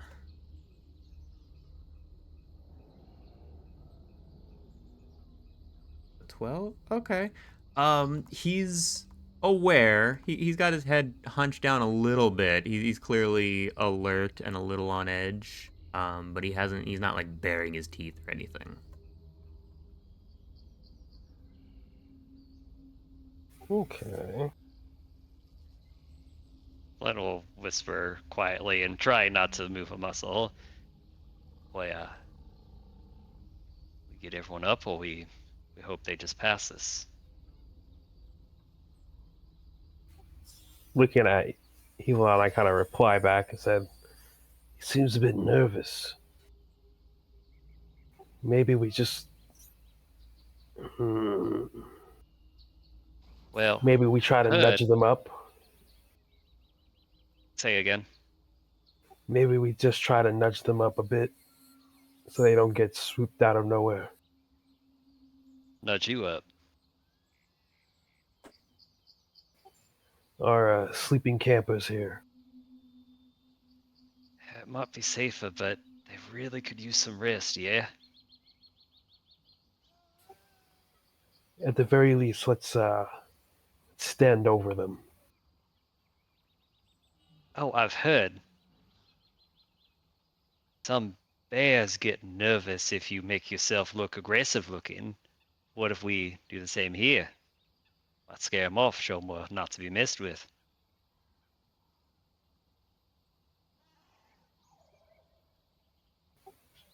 Um, though, wouldn't it just make us more noticeable? These things are more akin to birds than anything, right? How do birds hunt? I don't know. But I like your idea. Let's just stand above them. You got a weapon, mate? I don't think a dagger's gonna scare them off.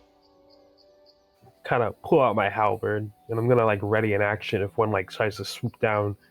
I'm specifically standing wherever Undril is. If one swoops down near Undril, I'm gonna chop its head off or attempt to. Okay, okay, I like it. With what you're going for, give me some intimidation checks. Again, either both of you or one at advantage. I'll grab a spear from Emilak and just try to have something that's bigger than a dagger, and yeah, I'll assist him. Okay, a 12. They.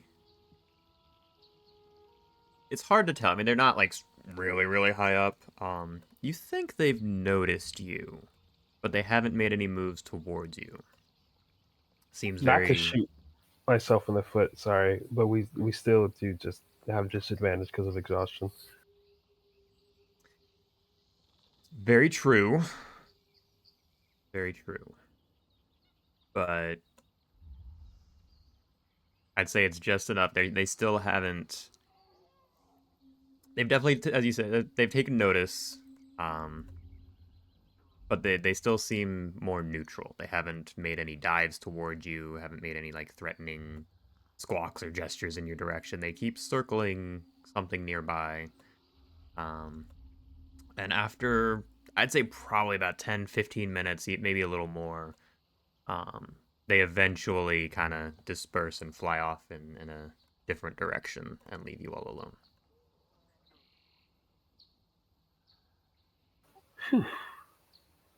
That was a little intense. Yeah, I guess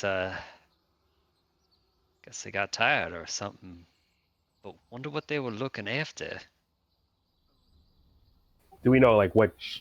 Would we be able to determine what general direction they were hovering over? Give me, I'd say, and this is a strange rationalization, either history or nature.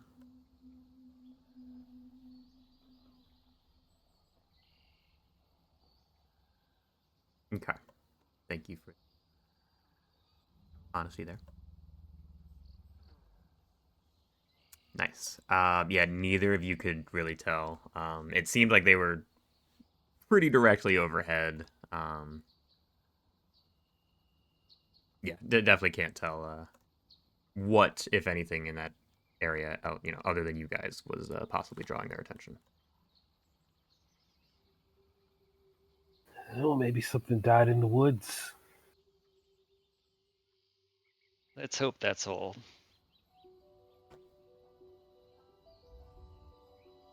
Maybe check in the morning though, just to play it safe. Yes, when we have light guiding us.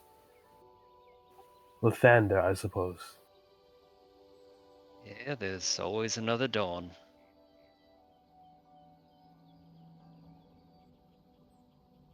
Okay. Anything else you guys wanted to do with your watch? No, just trying to stay vigilant, cause yikers. That part. Alrighty. Well, the rest of your watch seems to be rather uneventful. Normal, creepy jungle noises. But other than that, you guys are good. Awaken your companions for their shift. Whoever you wish to awaken. As always, my 4 hours of trance are over. I'm pretty sure. So I'll be up if everybody just wants to sleep. Yep, and with your trance and everything, your exhaustion is also removed. Yes. Also, why did I have exhaustion?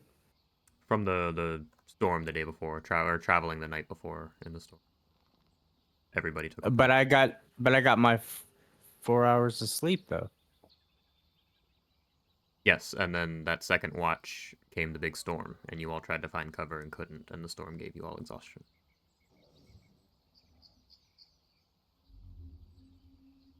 Okay. Either way, it's gone. That's cool. Yes. Thank you.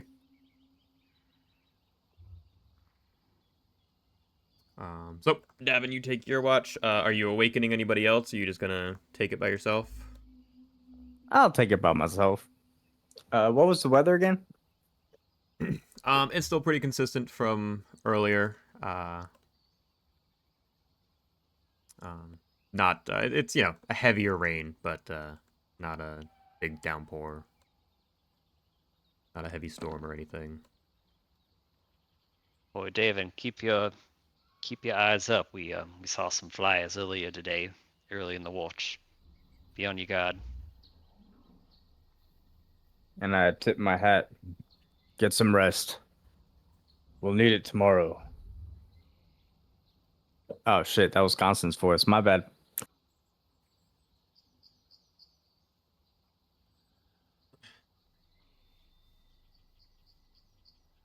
Alrighty. With a 9, you don't feel the most perceptive, but you feel confident enough that nothing's sneaking up on you guys tonight. We'll say you do see a brief silhouette, maybe, kind of fly across the sky. Maybe it was one of those things Flint was talking about, but it kind of flew by real fast and never came back, so probably not worth worrying about. But yeah, the rest of the night, Okay. I mean, unless there's anything you wanted to do on watch in particular, steal some shit from your No. friends or whatever. I mean, that does seem like something I would do, but no. Not tonight. Got it. Yeah, so the rest of you eventually come to in the morning.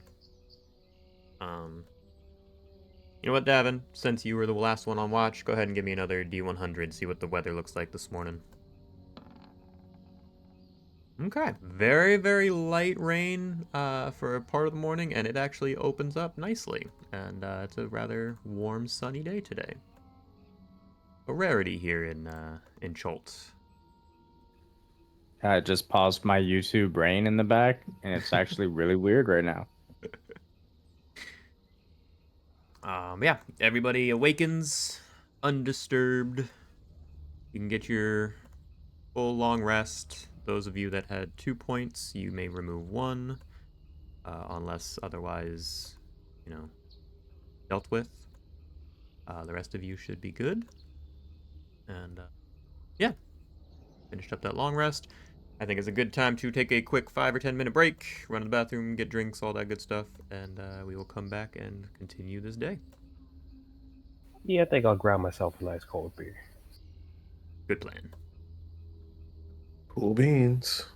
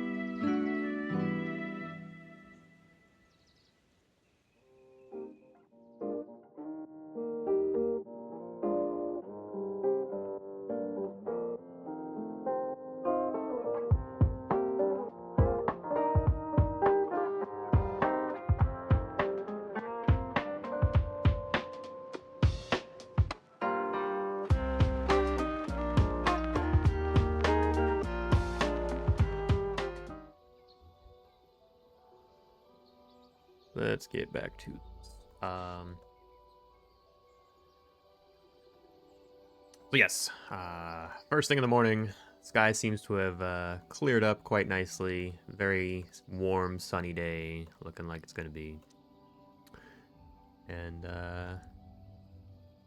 yeah, as I stated before we left, exhaustions are generally gone unless you had two and did not deal with it some other way. Yeah, anything anybody wants to do in the morning? Otherwise, back to journeying on the boat. I do want to poke around to see if I can figure out what those dinosaurs were looking at last night. In case they were looking at something other than us. Sure. Give me a. I'll just say perception. That's fine.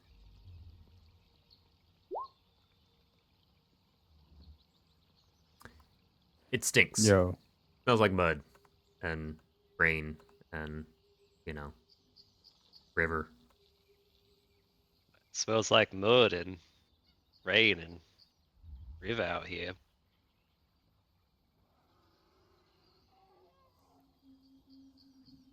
Well, yes. What were you expecting it to spell differently? Guess not.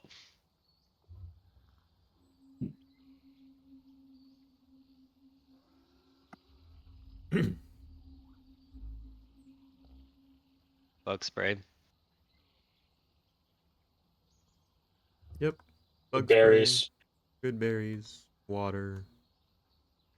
I'll definitely say it rained enough last night. If you guys had your water catchers out, you can refill your water containers and such.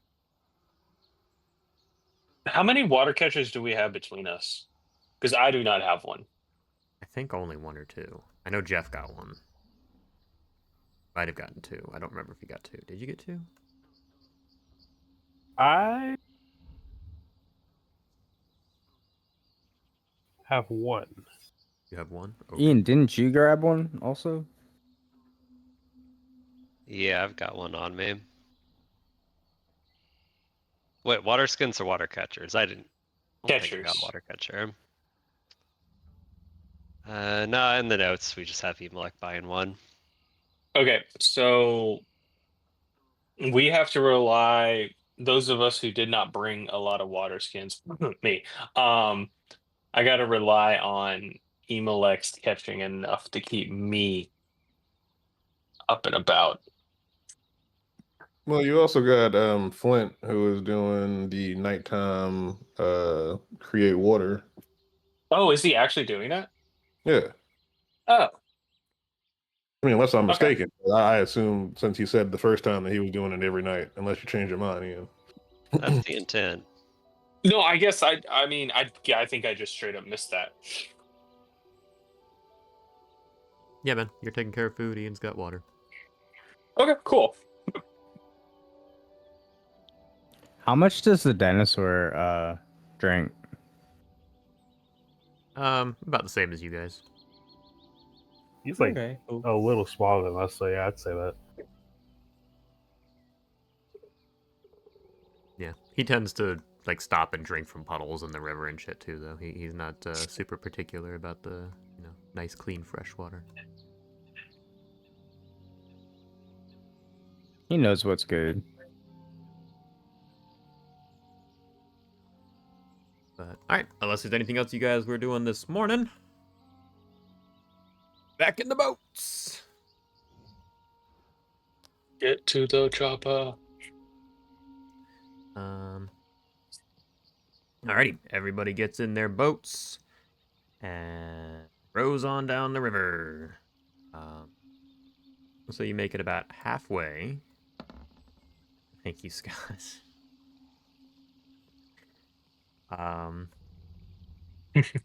Yeah, about halfway through the day, the rain comes back. You had a good, nice, long morning of some nice, warm sun. The temperature definitely got up into the high 90s. A little hot for sure, a little humid, but Okay. yes, Oh, sorry. you're good. I I was gonna say I want to start being on the lookout for ruins along the riverside. Okay. Keep an eye out. Would you like for me to roll Not for it? just yet. Very Okay, shortly. gotcha. But yeah, so the rain definitely starts to pick up again. Not a storm, but you know, or at least not a terrible storm that forces you all to stop. But definitely you know, darkened clouds, heavy rain. Um, but you don't need to, like I said, don't need to stop or anything. And whoever's in the lead, I guess you said the front is up there with Zarak, Ryuko, Eku, and Flint. So that boat. Someone in there give me a perception check.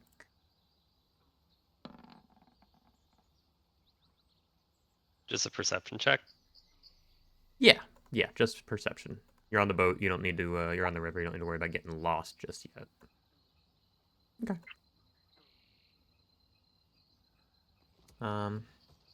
Again, see a couple of native wildlife. You know, kind of doing their own thing in the trees and on the banks and stuff. Um, there's a brief moment you see, especially Flint with that perception. You see kind of like the eyes of a crocodile just kind of sitting just above the water level. It just kind of watches you all as you float past, but doesn't bother you, and kind of turns around and goes back to the bank. But uneventful journey. I'd say about 3/4 through the day, you all come across some actual, looks like ruins, with a bit of a camp on the side. What you all notice, see if I remember if I do this right. So yes, on the I guess you're rowing that way. On the left side of the bank, or left side of the river, you all come upon what looks like an abandoned riverside camp that's kind of strewn with wreckage. You see tents that are all moldy and tattered, and any permanent structures appear to have been burned to the ground. You see a couple of maybe intact rowboats tied off to a very, very short dock. Um, just north of the camp, you see a ridge, and built into it is this 80-foot tall stone statue that's carved to look like a man with a crocodile on his back. Between the statue's feet, you can just make out this stone archway that leads into a dark tunnel. Getting a little closer to the bank there, you see to the left of the statue there's this crude animal pen with some sort of small panicked bird running around inside, but no other signs of life.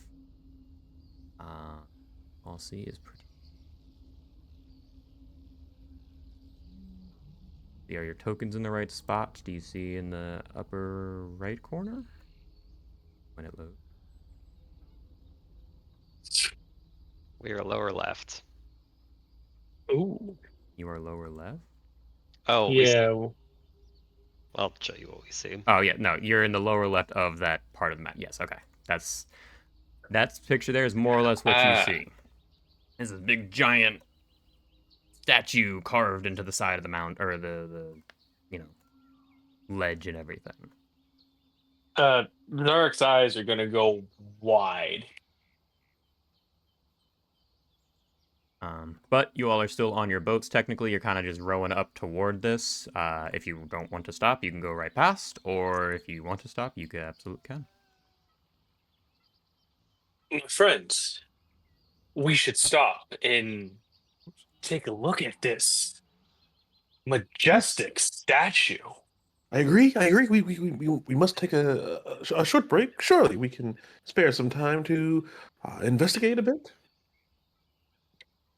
And you do see all the wreckage and destruction in front of the statue, right? Might I remind you that we have an escort in our care? But Well, yes, but we cannot. Go ahead. no, go ahead. I imagine Yeah. they're like speaking at the same time. So go ahead. But we cannot let such a potential discovery go ignored.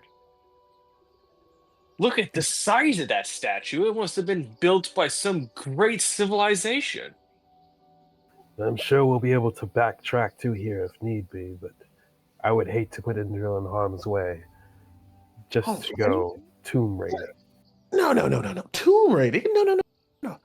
That's not tomb raiding. It's simply investigating. And she would not be in harm's way. After all, you're protecting her, are you not?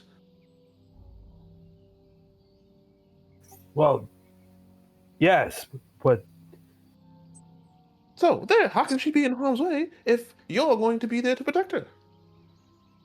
Boy, Iku, how far away are we from Camp Vengeance?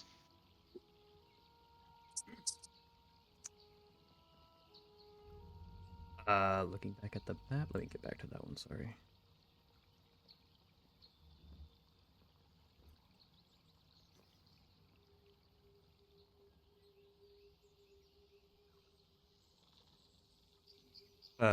Iku kind of looks around and replies, "I believe this is the Order of the Gauntlet's old camp, what they called Camp Righteous. Camp Vengeance is about a day or two's journey, a little more than a day's journey down the river." Well, Imolek, if you're worried about your charge, like you said, we go drop her up at Camp Vengeance, come back here, and once we're done here, go back up to there. She'd at least be in a safer spot, right? exactly so. It's best to keep Lady Undra out of harm's way unnecessarily. While I'm confident in our abilities, I'd rather not risk it. Imelek, do not use me as an excuse to not investigate something. Your friends are clearly interested, and I'm willing to stop if you are okay with it. See. She wants to come. I simply don't wish to be a burden on anybody. I would hardly call you a burden, my liege. My my liege is crazy. You know, I'm gonna stick with my liege. Imelek, please, I told you, we don't need to be so formal with each other. No, I'm putting my foot down. You're not using me as an excuse this time.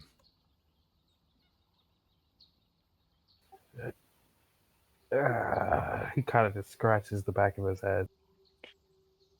Kind of looks to you, Flint.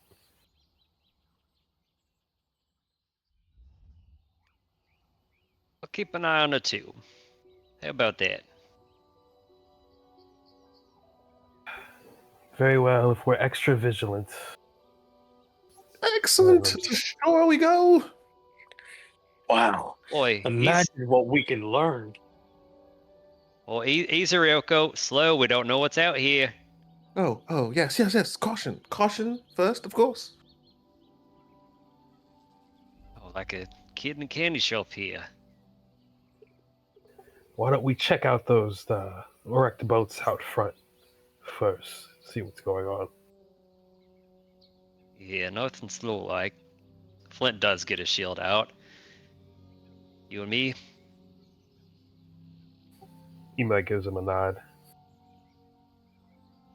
Pulls out his halberd in preparation. All right. So you all pull your canoes up to the bank.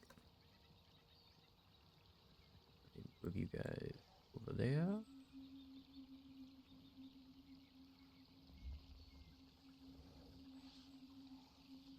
There you go.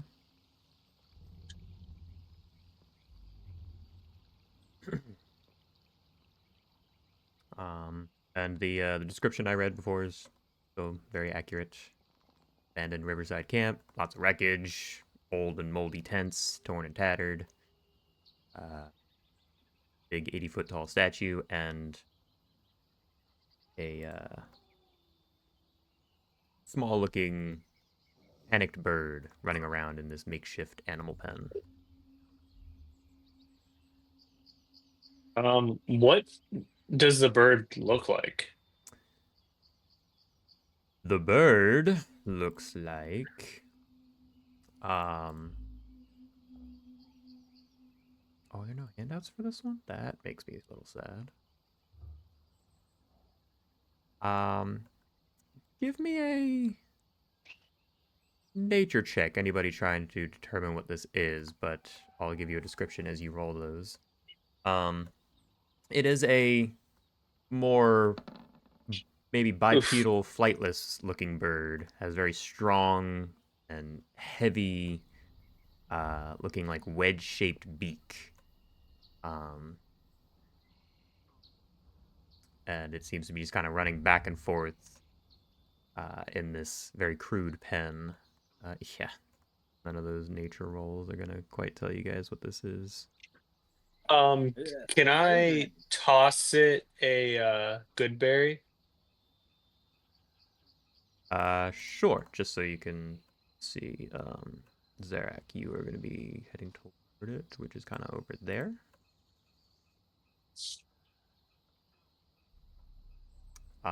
But sure, give me an animal handling check at advantage.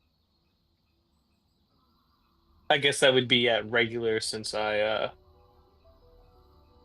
what's it called? I have exhaustion. So, ooh, wow. Okay. The bird in front of you kind of starts to panic a little more, not understanding what you're trying to do, and run bigger circles more frantically through this very crude animal pen and starts squawking rather loudly. It is all right, my friend. We are here to help. Please calm down.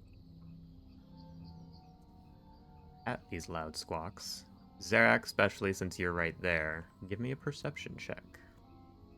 Perception check. Oh, no. Keeps. There it is. Here, let me. Yep, How that's do you fine. want me to do disadvantage? Should I like? I guess it's just let it the roll once, or do you want me to roll it twice since it's showing up as two at a time? I mean, that basically is advantage or disadvantage. We would just take the Okay. higher roller depending if you want to keep rolling like that. If you prefer just a single roll, go into your settings and you can toggle your advantage and disadvantage, hitting the Ah, gear button. You can do all different types of advantage, disadvantage settings with that. I like toggle.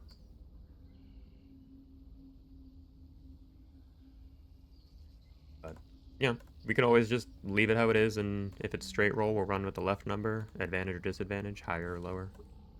okay. I'll leave it to be your call. I would prefer to use the second roll, but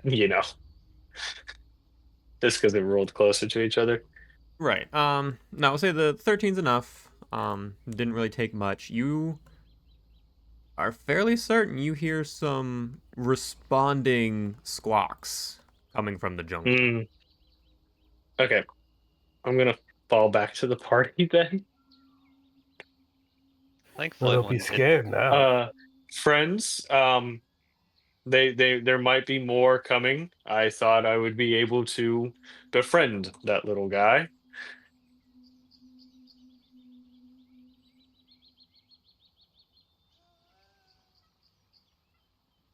Should we go back to the boat? What do you mean more coming? What do you mean? I heard squawking in the jungle that was answering that squawking over there, and I'm going to point towards the pen. Well, Late. why don't you just release the creature and let him be free, or her, whichever. That is an option. Perhaps we should all walk over there together, and I can let it go. just in case it pecked at me. Uh-huh. Lady Undra, would you mind waiting on the canoe for this? Kind of lightly rolls her eyes. We'll wait right here by the boats. Bye. Thank you, my dear. Sorry. Just in case.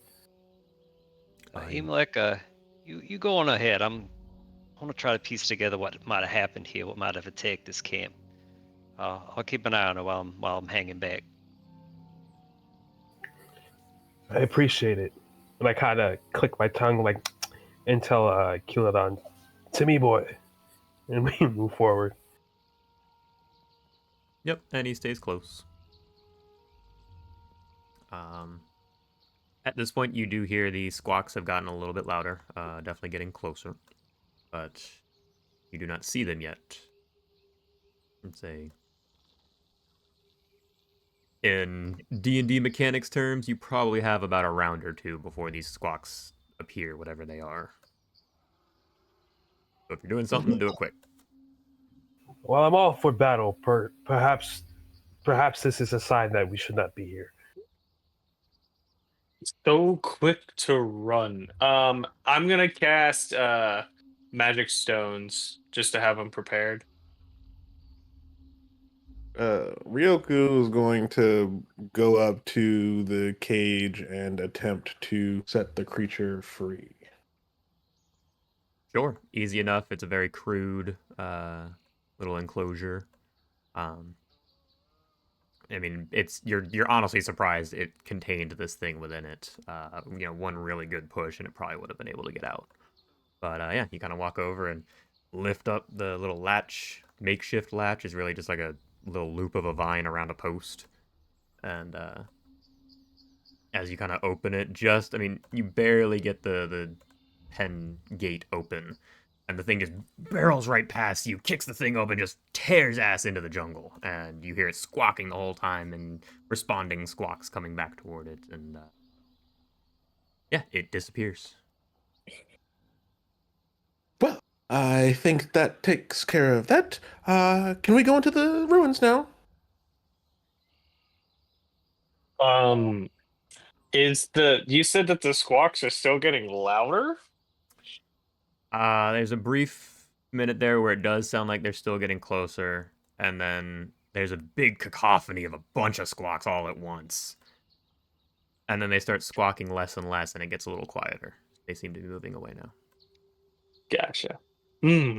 Well, I feel like I should have known to release the creature. Good thinking, Ryoko. Let us make way to the ruins. Zarek will boldly walk forward. Cool. While they were doing that, Flint, you said you were investigating the area and looking for stuff. What you looking Yeah, I for? mainly What are want you to looking? piece together what might have happened here, and he's probably going to take a peek in a tent too, just to see what's in there. Sure, absolutely. Give me we'll say investigation, since you're really trying to piece together what's going on here and what happened and such. Okay. It's definitely hard to tell. Whatever it was, it's been months at least.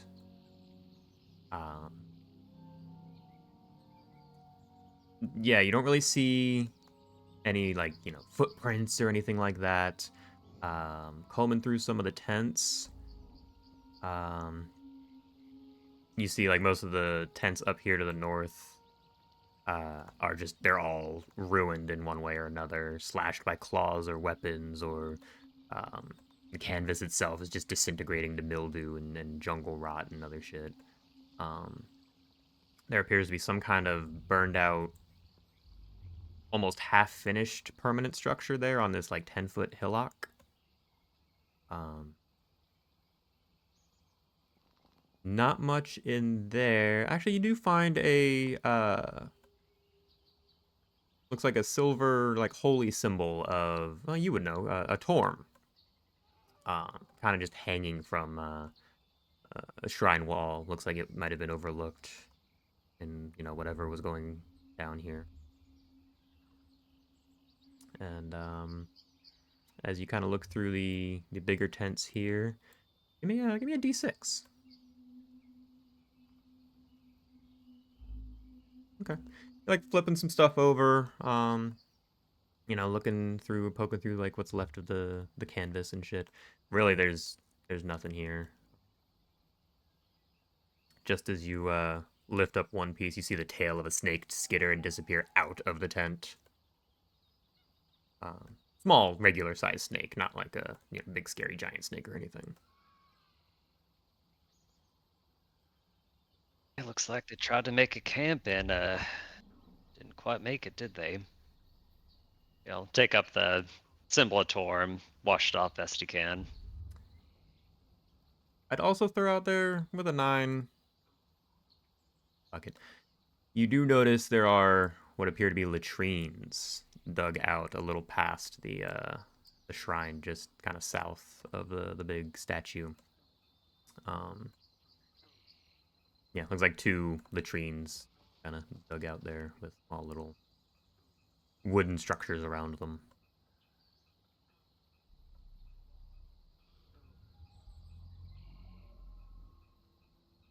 Okay, yeah, Flynn will wrap it up and follow the others towards those ruins. Okay. Anything of interest, Flint? No, not particularly. Found a symbol of Torm here. Looks like they tried to set up camp, but then something must have went awry. Not sure what might have attacked him. Hmm. Well, at least we can confirm something did. Eyes peeled, everyone.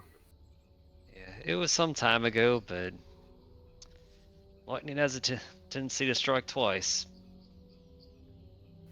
Especially our luck. I'll take a couple stormy days. Think we could get much less lucky.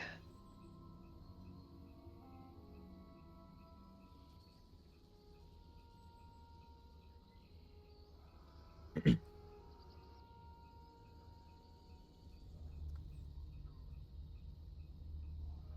Sorry, I was reading some. The other guys who are moving toward the big statue and such.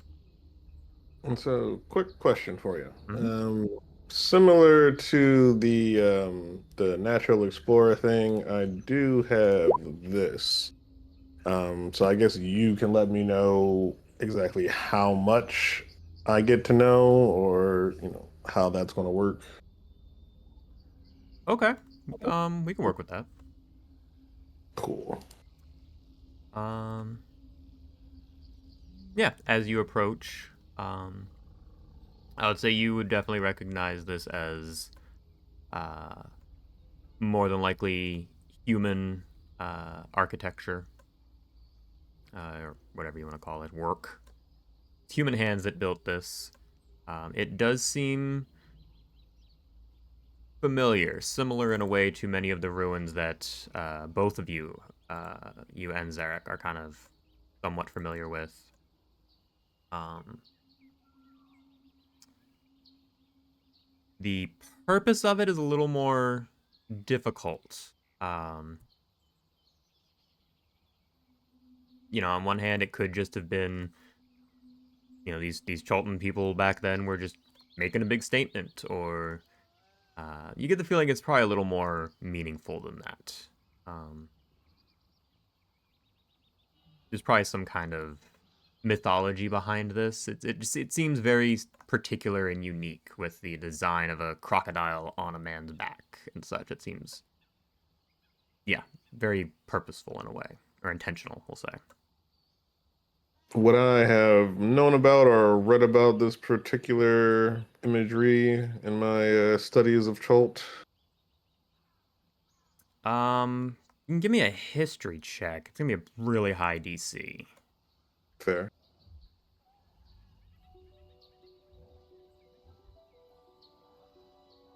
Yeah, not so much. Not to, lead you by the nose or anything, but you do have a Cholton traveling with you as well. Oh, that is true. We have the guides. Yeah, I guess for the most part, as they're up there, Ryoku will probably be talking to Zarak. Well, it's clearly made by humans at some period. It does seem to have some type of meaning behind it, don't you think?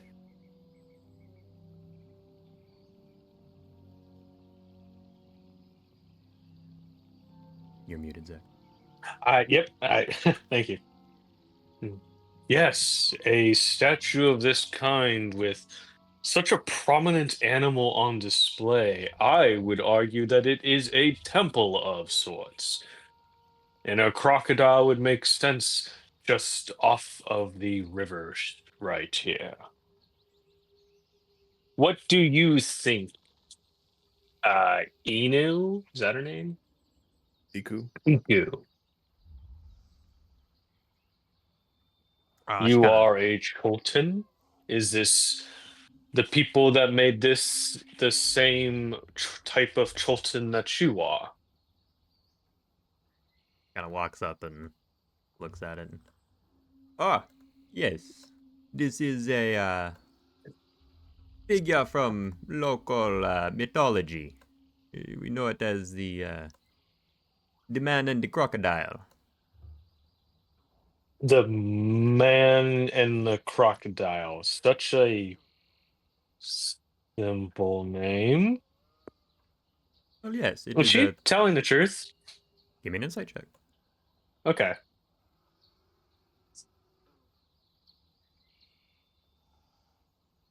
Okay. Hard to tell, but you feel like there's, no deception in what she's saying.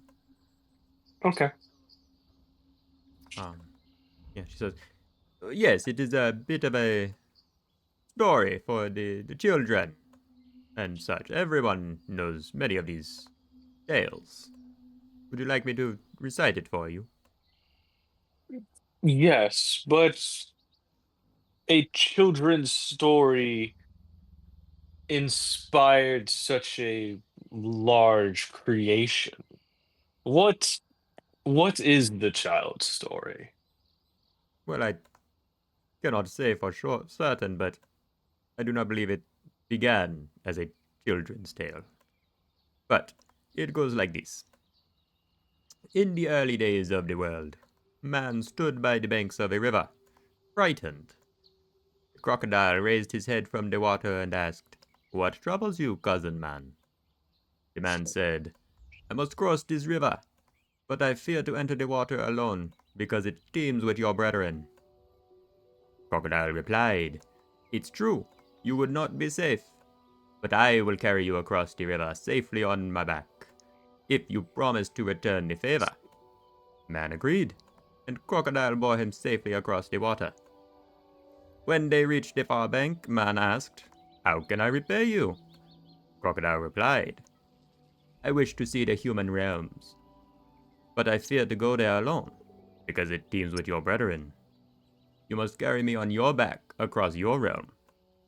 Man had been tricked, but a promise is a promise, so he carried Crocodile safely on his back across the entire realm of humans, a journey that lasted many years. He also swore, in his anger, that never again would men and crocodiles be friends, and so it has remained to this day. He was upset because the crocodile wished to see the realms of man. Well, An odd story. he was What? upset because the man only wanted to get across the river. The crocodile wanted to see all of the lands. It was not a fair trade. I would disagree. The man was able to get across with his life. If he had remained on the far bank, he would not have achieved what it is he sought, so he paid for the crossing. Well, sure, but then he was forced to carry the crocodile on his back for years. I do not believe that is fair. Do you? He could have simply turned around and have left the crocodile in the river and returned to the realms of man, where the crocodile would not have been able to get him. But what about the promise? A promise is a promise. No, you must keep your promises. I agree, but history is littered with the stories of broken promises. But it is a good story, and I understand the message. Man should have read the contract before agreeing to it. Well, that's at least what my father would say about it. A promise is So, a promise. He should have set the. They should have set the standards of the agreement beforehand. If that's the price he has to pay, that's the price he had to pay. I agree. He was a fool, but an honest one at least. yes, an honest fool. I do wonder, though, what would be inside of this statue.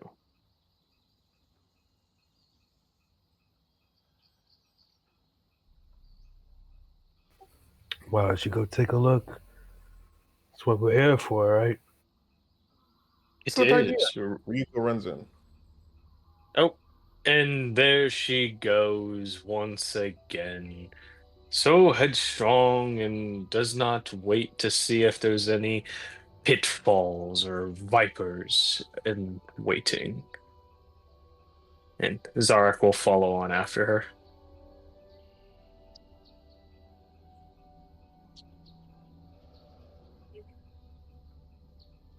Quite well. You two are the ruins experts. I'll follow your lead, yeah?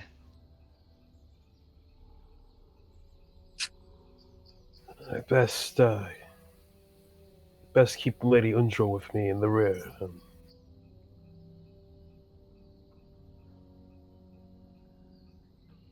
Alright, chat if you need anything. I'll try to keep an eye out for you. Oh, actually, take this. And Flint does bring out a horn that seems to be made out of perhaps some kind of ram's horn or goat's horn. Yeah, just blow on this piece really hard and it'll make lots of noise. I'll hear it that way.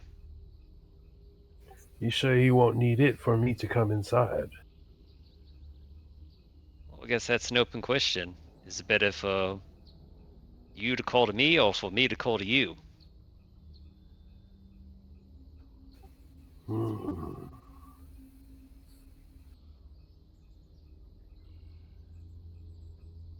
I think it's better for you to call to me. I have the good boy here with me. I kind of scratch Killabot on the head. Give him a treat.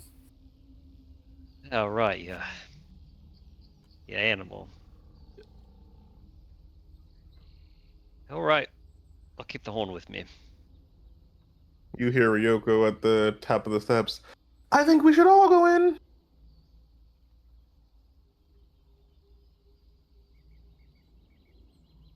Well, I'd say eight's a crowd. No need for all of us to go in. Yeah, should just shrug and walk on in. Okay. Flint So, will follow in. okay, so who's going in, who's staying out? What is everybody doing? So I got Ryuko going in, Flint going in. I assume Zarek's going as well? Yeah, Zarek's going in. Okay. Imalek and Devin? Emelek is going to be by the canoe with Lady Undra. Okay. Devin? I'll stay back by the canoe. Like they said, eight's a crowd. Okay. Where would you like Iku and Hugh? I would like Hugh to be in the river drowning. Wow. Well, he won't do that. No, Igu should come inside. Oh, Iku. Do you want to follow us in? You said you wanted to try to restore these temples, and there was camp out here might have been desecrated in some way. As I understand it, the camp was wiped out by other means, I think. But sure, I All right. will at least wait near the entrance.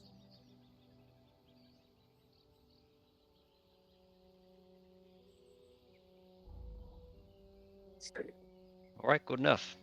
If there's any kind of Cholton whatevers, we might need your help.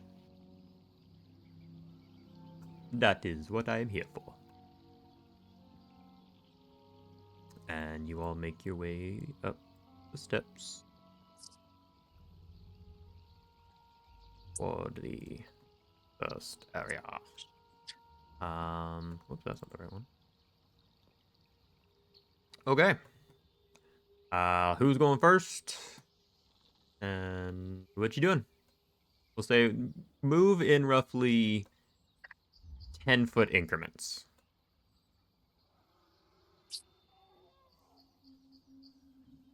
Flint will light up his shield so he makes sure he's got plenty of light to work with. And I will strike a torch. Okay. Boy, these old places are safe, right? As Well, you I say that, suppose depends on your definition. both Ryuko and Zarak give me. We'll start with Ryuko, since I saw you move first. Odds or evens? Evens. Okay. Zarak, odds or evens? Let's go odd. Fucking Okay. nope. Ryuko, you just make it across. Zarak's like, maybe a few steps behind. Zarak, all of a sudden, the floor beneath you opens up. It seems to just drop. And you find yourself plummeting about 20 feet into a hole.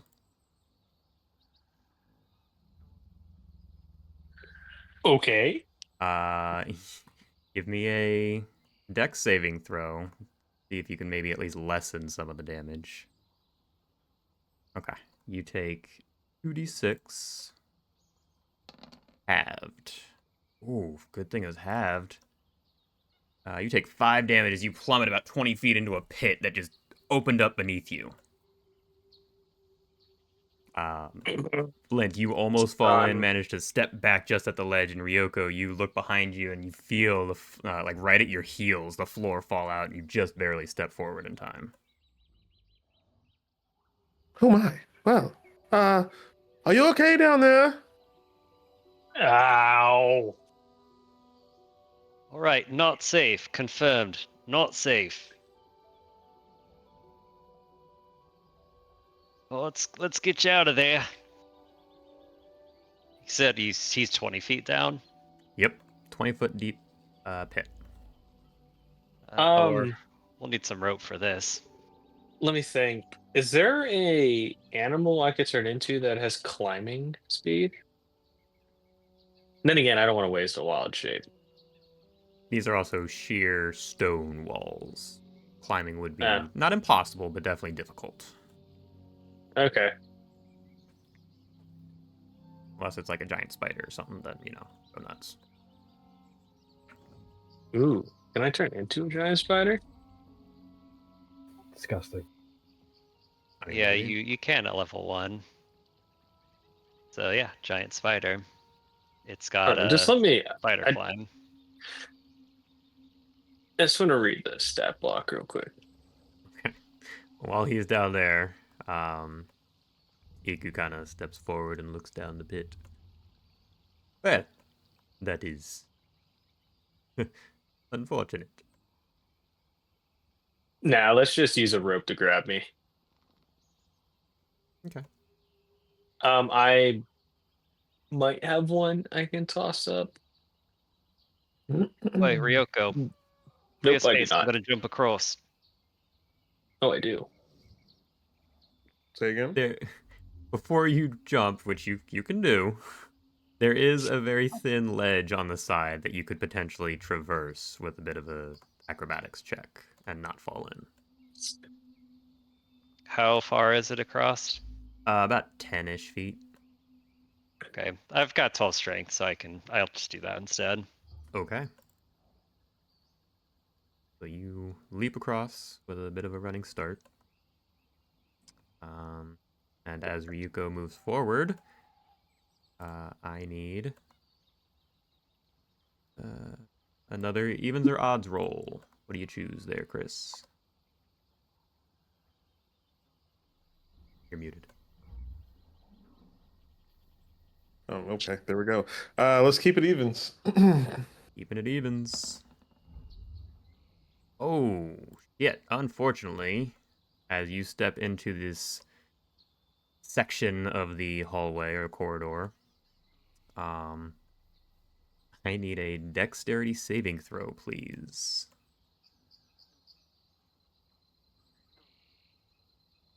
Oh, shit. Not quite enough. You unfortunately fail to slay. Nice. Unfortunately fail to save, and 4 scything blades come out of these niches in the walls and just start crisscrossing across the corridor where you're standing. And you take...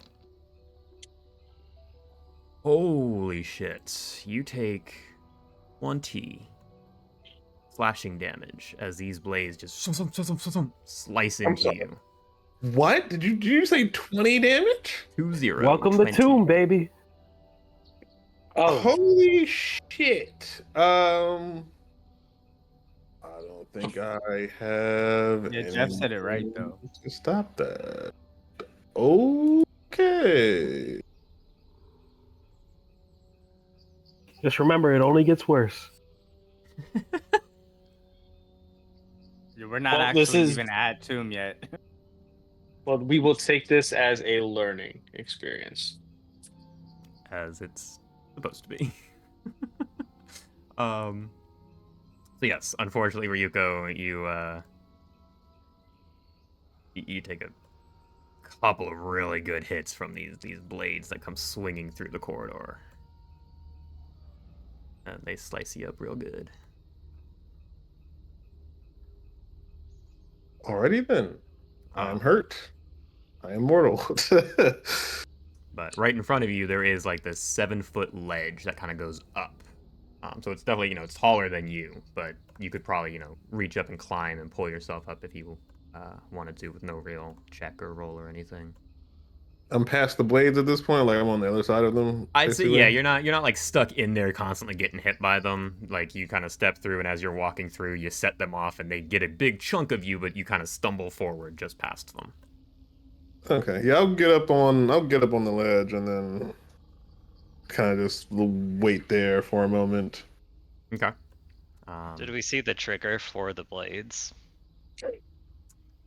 No, you did not see the trigger, but you did see the little niches in the walls that the blades came swinging out of, and it looks like there's 4 of them, 2 on each side.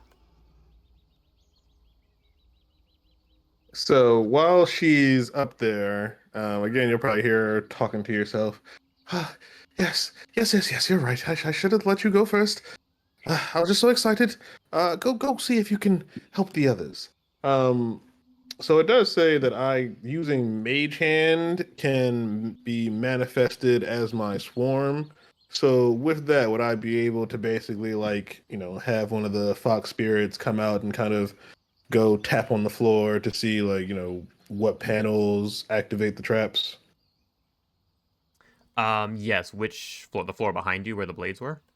Yeah. Um, sure. You could do that. Okay. So yeah, you'll see, visible this time. You'll see a almost ethereal fox come over the lip and start poking around on the floor, sniffing. Sure. Give me a Well, another odds or evens. Evens. Let's keep it even. Okay. As you kind of go down with the mage hand and put some pressure on some of the tiles, nothing seems to happen. Flint's going to. He has a piece of chalk. He's going to get out and he's going to shade the areas that are safe. Meaning, press, no trigger. He's going to assume that spot is safe and mark it. Sure. The idea is that it will allow people to walk across without getting hurt, as long as the triggers are consistent.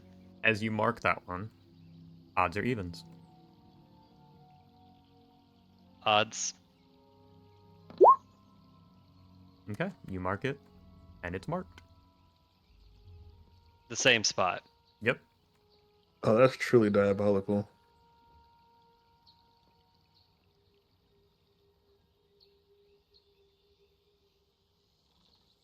I feel like Flint would want to try to cover the whole area to try to find a clear path. How long would Ryoko want to keep at it?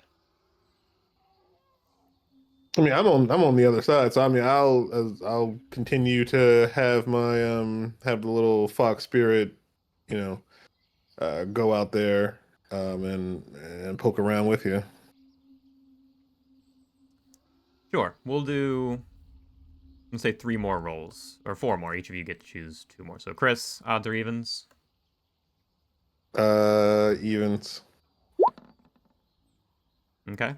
Nothing happens. Ian, odds or evens? Odds. Okay. We'll do 2 more. Odds or evens, Chris? Even. This time the blades come sweeping down.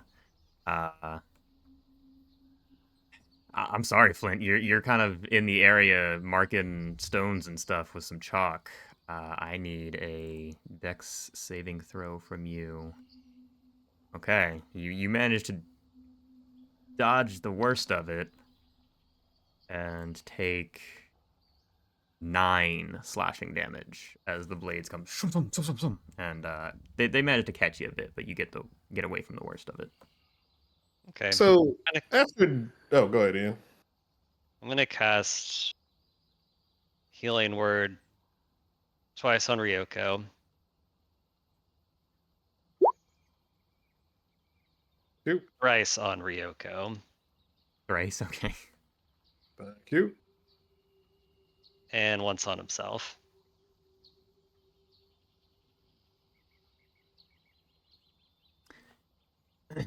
Okay, continue.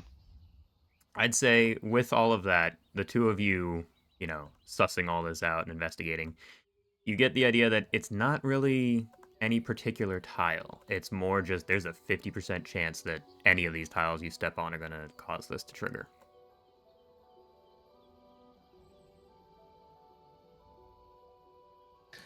Well, from what my friends are telling me, and from how I see from Flint, what I see you doing, it seems that this is, well, quite random. In fact,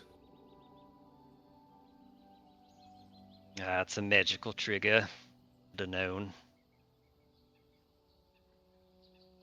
Well,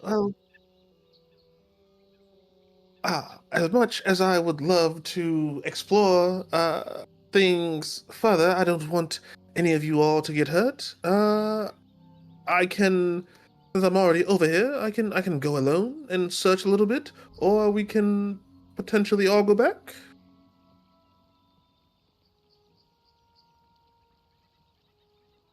well, we've at least discovered 2 traps. If we come back, we'll know better how to handle it.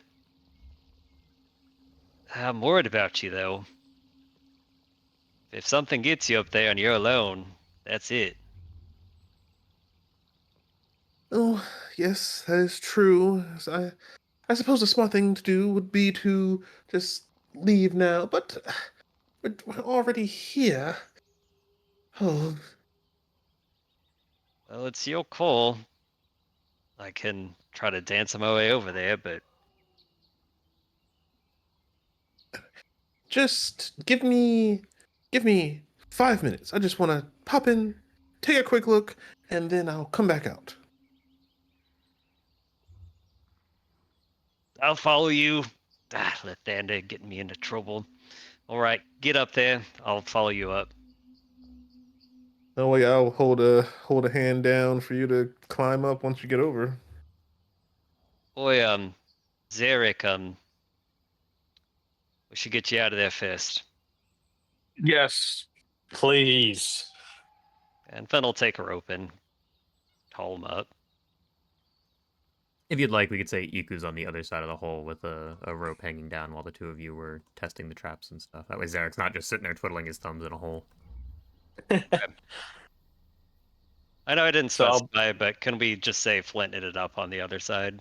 Yeah, I was gonna roll with that, but yeah, we'll say Okay. the two of you are pretty much like that now. Oh, a little more clearly, you're kind of we'll say you're like on the ledge there. And Zarek, Iku lowers the rope down and kind of hauls you back up out of the pit, and you find yourself on the entrance side of the 20-foot drop. Okay. Um, the two in the front, you guys get up the ledge, and there's this like a 4x4 pattern of squares on the floor in front of you, um, with just enough room on the ledge for the two of you to kind of stand without stepping on any of the tiles.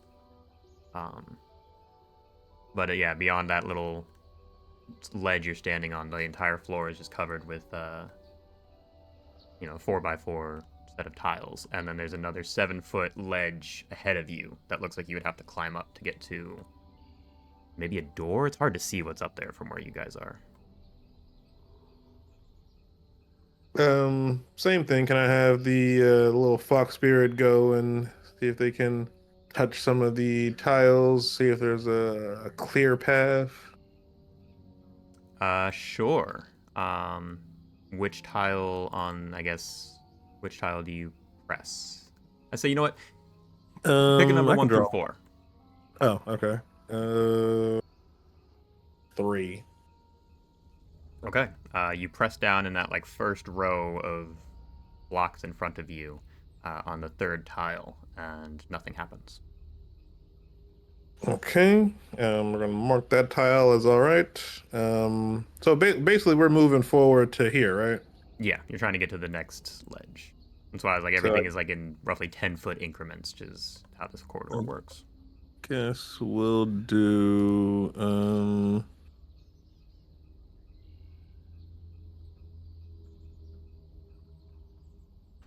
how do I make sure this thing stays? Linger. There we go.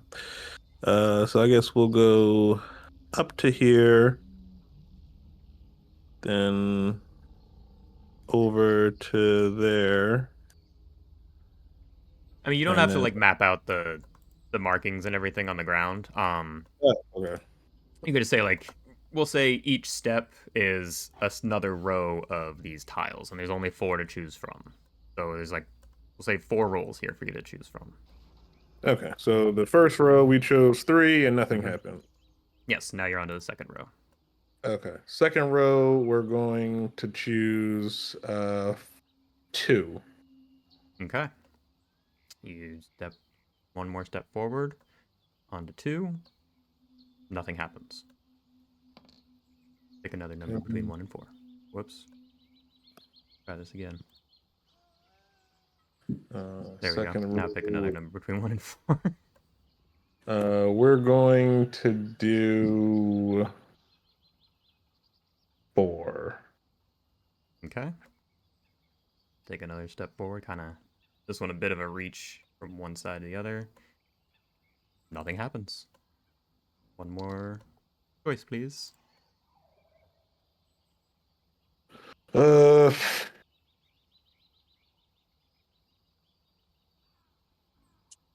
we're going to do 2. Okay. Um, As you step up to that last row, put your foot on the second tile. All of a sudden, that tile starts to glow, and this big fucking monstrous explosion of fire just erupts from the ledge in front of you. I need dex saving throws from both Ryuko and Flint. Oh, you're so freaking close. Damn it. You said dexterity? Dexterity. Oh boy, is this it? Flint fails, Ryuko succeeds. Flint, you take 21 fire damage. Ryuko, you Oof. take 11. Jesus. Flint's unconscious.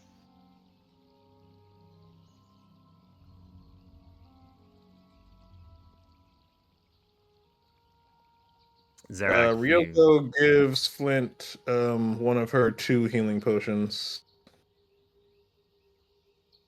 Okay. 2d4 plus 2.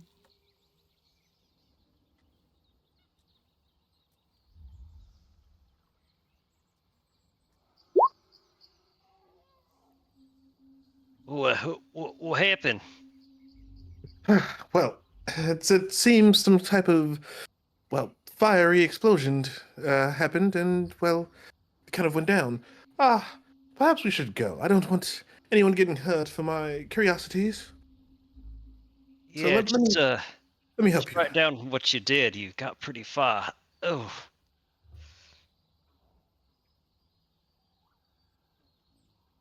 Yes, I have. I have the first 3 sequences down, and it's just a matter of figuring out the fourth one. But we can come back. We can come back. Let's yeah. get you some rest. Well, I'll heal us both up here. And Flint will bring out his hand. It's just a golden light around his hand. Well, let's just think this through. Do you think that story has anything to do with it? Hmm. Well, uh, I don't know. I mean, the man spent what, a lifetime going around with a crocodile on his back. He only crossed the section of the lake to get there. I don't think there were any numerical numbers or anything involved. Well, there's got to be some kind of rhyme or reason why. I can't think of I it. hear them talking.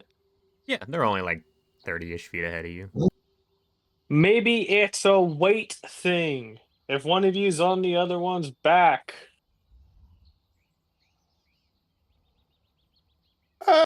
I suppose that could be something. But I'm having my little fox friends go around on the different tiles up here. They were doing fine until the very last one. We selected 2 and fire. So 2 is off the menu. We have 3 more areas to choose from, but uh, Flint is rather hurt. Okay, that's a fair point. Well, we're coming back out, but maybe let's come back here in the future and, well, you two are the experts. Maybe we can try some piggybacking. Unless Ryoko, do you want to try to piggyback across these? And he looks at the tiles where the guillotine sliced him up. From the ledge, how much of like a jump is it to avoid the blades? 'Cause we're like a little bit above the blades currently, right? You're on like a 7-foot ledge. Um, if you're trying to like jump over the tiles that trigger those blades, it's pretty much gonna put you into the 20-foot pit. Hmm. Okay, fair enough. I mean, by all means, you want to um, jump into a roughly 30-foot drop there, go for it. I'm not gonna stop you, but you know, Hey, how about I'll pick you up, And if the trap triggers, I'll toss you. How's that for a compromise? Oh, well, I mean, I suppose, but what about you? You'll be just stuck in the trap. Eh, I'm alright. I used almost all my energy to get my wounds back. Oh, Unless you want to carry me. I don't think that will go well. Uh, okay, I will. Well, here we go. And Hold Ryoko me will back. tentatively kind of clamber up the back. Okie doke. You are now on piggybacking on Flint. Which way are you going? We're going out. And again, as best he can, he'll try to fleeing Ryoko if things are going badly with the slicing. Okay, give me a low DC athletics or acrobatics as you kind of climb down this 7-foot ledge with someone on your back. We can get down to like the act. There's like a point where like we can be down on there and not be where the tiles are, right? Because that's Not what we on got this up. side so much. Okay. Yeah, easy enough. So yeah, you climb down the ledge with Ryuko on your back and walk across the tiles where the blades are swinging. Yeah, and he'll be wincing the whole time and saying he's mumbling some prayer to Lathander as he does it. Okay. As you guys make your way back through the swords part of the, or swinging blades or whatever part of the corridor, nothing happens. Ugh, ugh. Ryoko, you alive, right? Oh yes, yes, you're alive, right? Oh, oh, okay. Um, that Well, wasn't just dumb luck, was it? I don't know. We either got extremely lucky, or perhaps Zarek has the right of it for this particular tile setting. Yeah, what do you think, Zarek? Does that match the stories? I would think yes. I don't think we should risk the going back this time. We can always come back here. Yeah, I agree. All right, Ryoko, let's sidle around this hole and get out of here.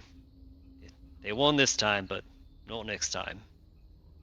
Yes, yes, right you are. And well, thank you for being willing to come with me. Lathander wills it.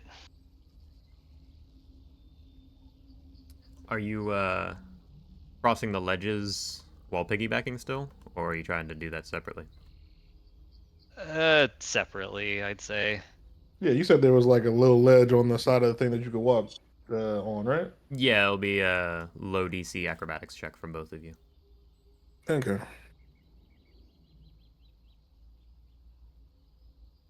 Okay, yeah, both of you make it across. No problem.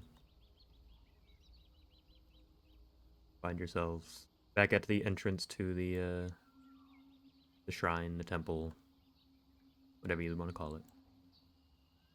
And Flint just falls to his knees and says, "Oh, okay, all right. Better out here than in there." Ooh.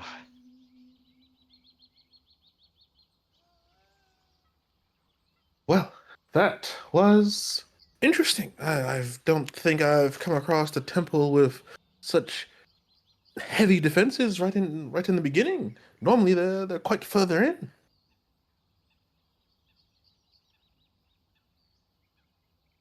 Yeah, well, TIC. This is Cholt. True, true, very true. But I have my notes, and should we be able to come back, we can at least get through this first part with some ease. Or we go piggyback the whole way. Yes, yes, yes, yes. and only three choices out of the four to potentially choose for the last section once we get above. Unless that's also piggyback. Well, we'll worry about it next time. Let us get back to the boats. I could certainly use a sit down. Yeah, alright. Hiku's Eric, let's get out of here.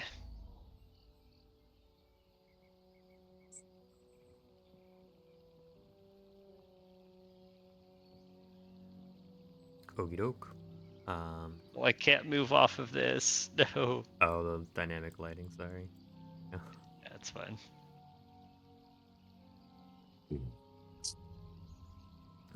Okay. While they were in Bless you. there, Gavin and Imelek, what were you guys up to, if anything? I just spent more time, kind of just doing a little training with Keelan. Okay. Give me another animal handling. And then Davin was probably just going over like the canoes and just, looking them up and down and just waiting. Okay. I think I caught that. You sounded far away. You're looking at the canoes. Yeah, looking at the canoes, just up and down, waiting, you know. Okie doke. And a 15. Yeah, doing pretty well. Keelan seems to be warming up to you pretty well. Taking less and less attention and commands to kind of keep him at your side, and he seems to start like he's slowly kind of gravitating towards you and just being closer to you. Huzzah! Huzzah! Sure. After a bit of training, and Davin looking over the boats and stuff. We'll say Hughes kind of got his axe balanced on his knees on his lap, and he's just got a big whetstone. He's just sharpening his battle axe with his one arm. Yeah, Undrill's just kind of sitting patiently, watching you guys, and doing the Undrill thing. Anything else anybody would like to do here in this moment? Think for flavor. You'll see Flint walk up. Clearly been cut up. There's red on his armor, on his face. You see him like very clammily, shakily bring out his pipe, and he tries to light it, but he drops it, then he picks it back up. Bit dangerous, these pots. I see you all look a little worse for wear. Need help lighting the pipe. No, just no. Sure, Yeah. it's easy. Yeah, all right, all right. Ooh, I thought I saw Lathander there. Ooh,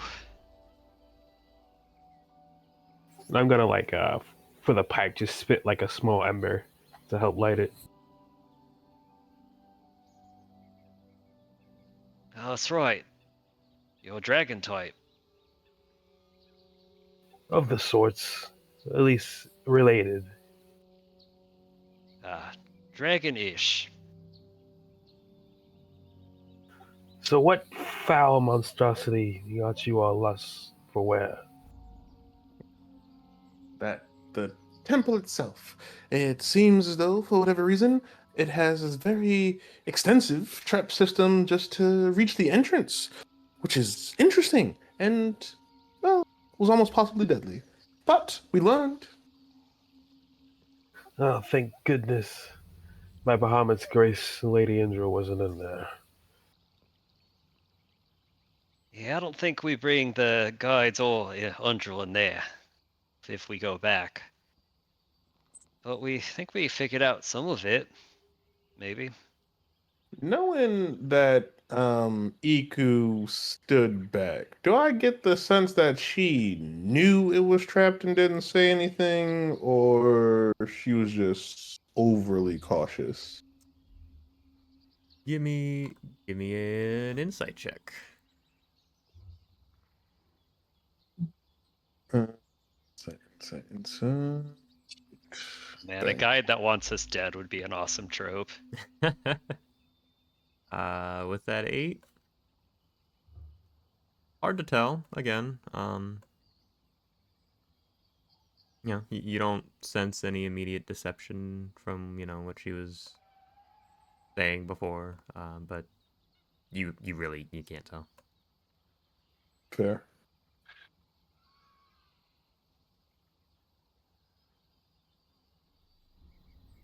Well, yeah, let's get back on the canoe and get down to camp, and maybe we can swing back here some other day.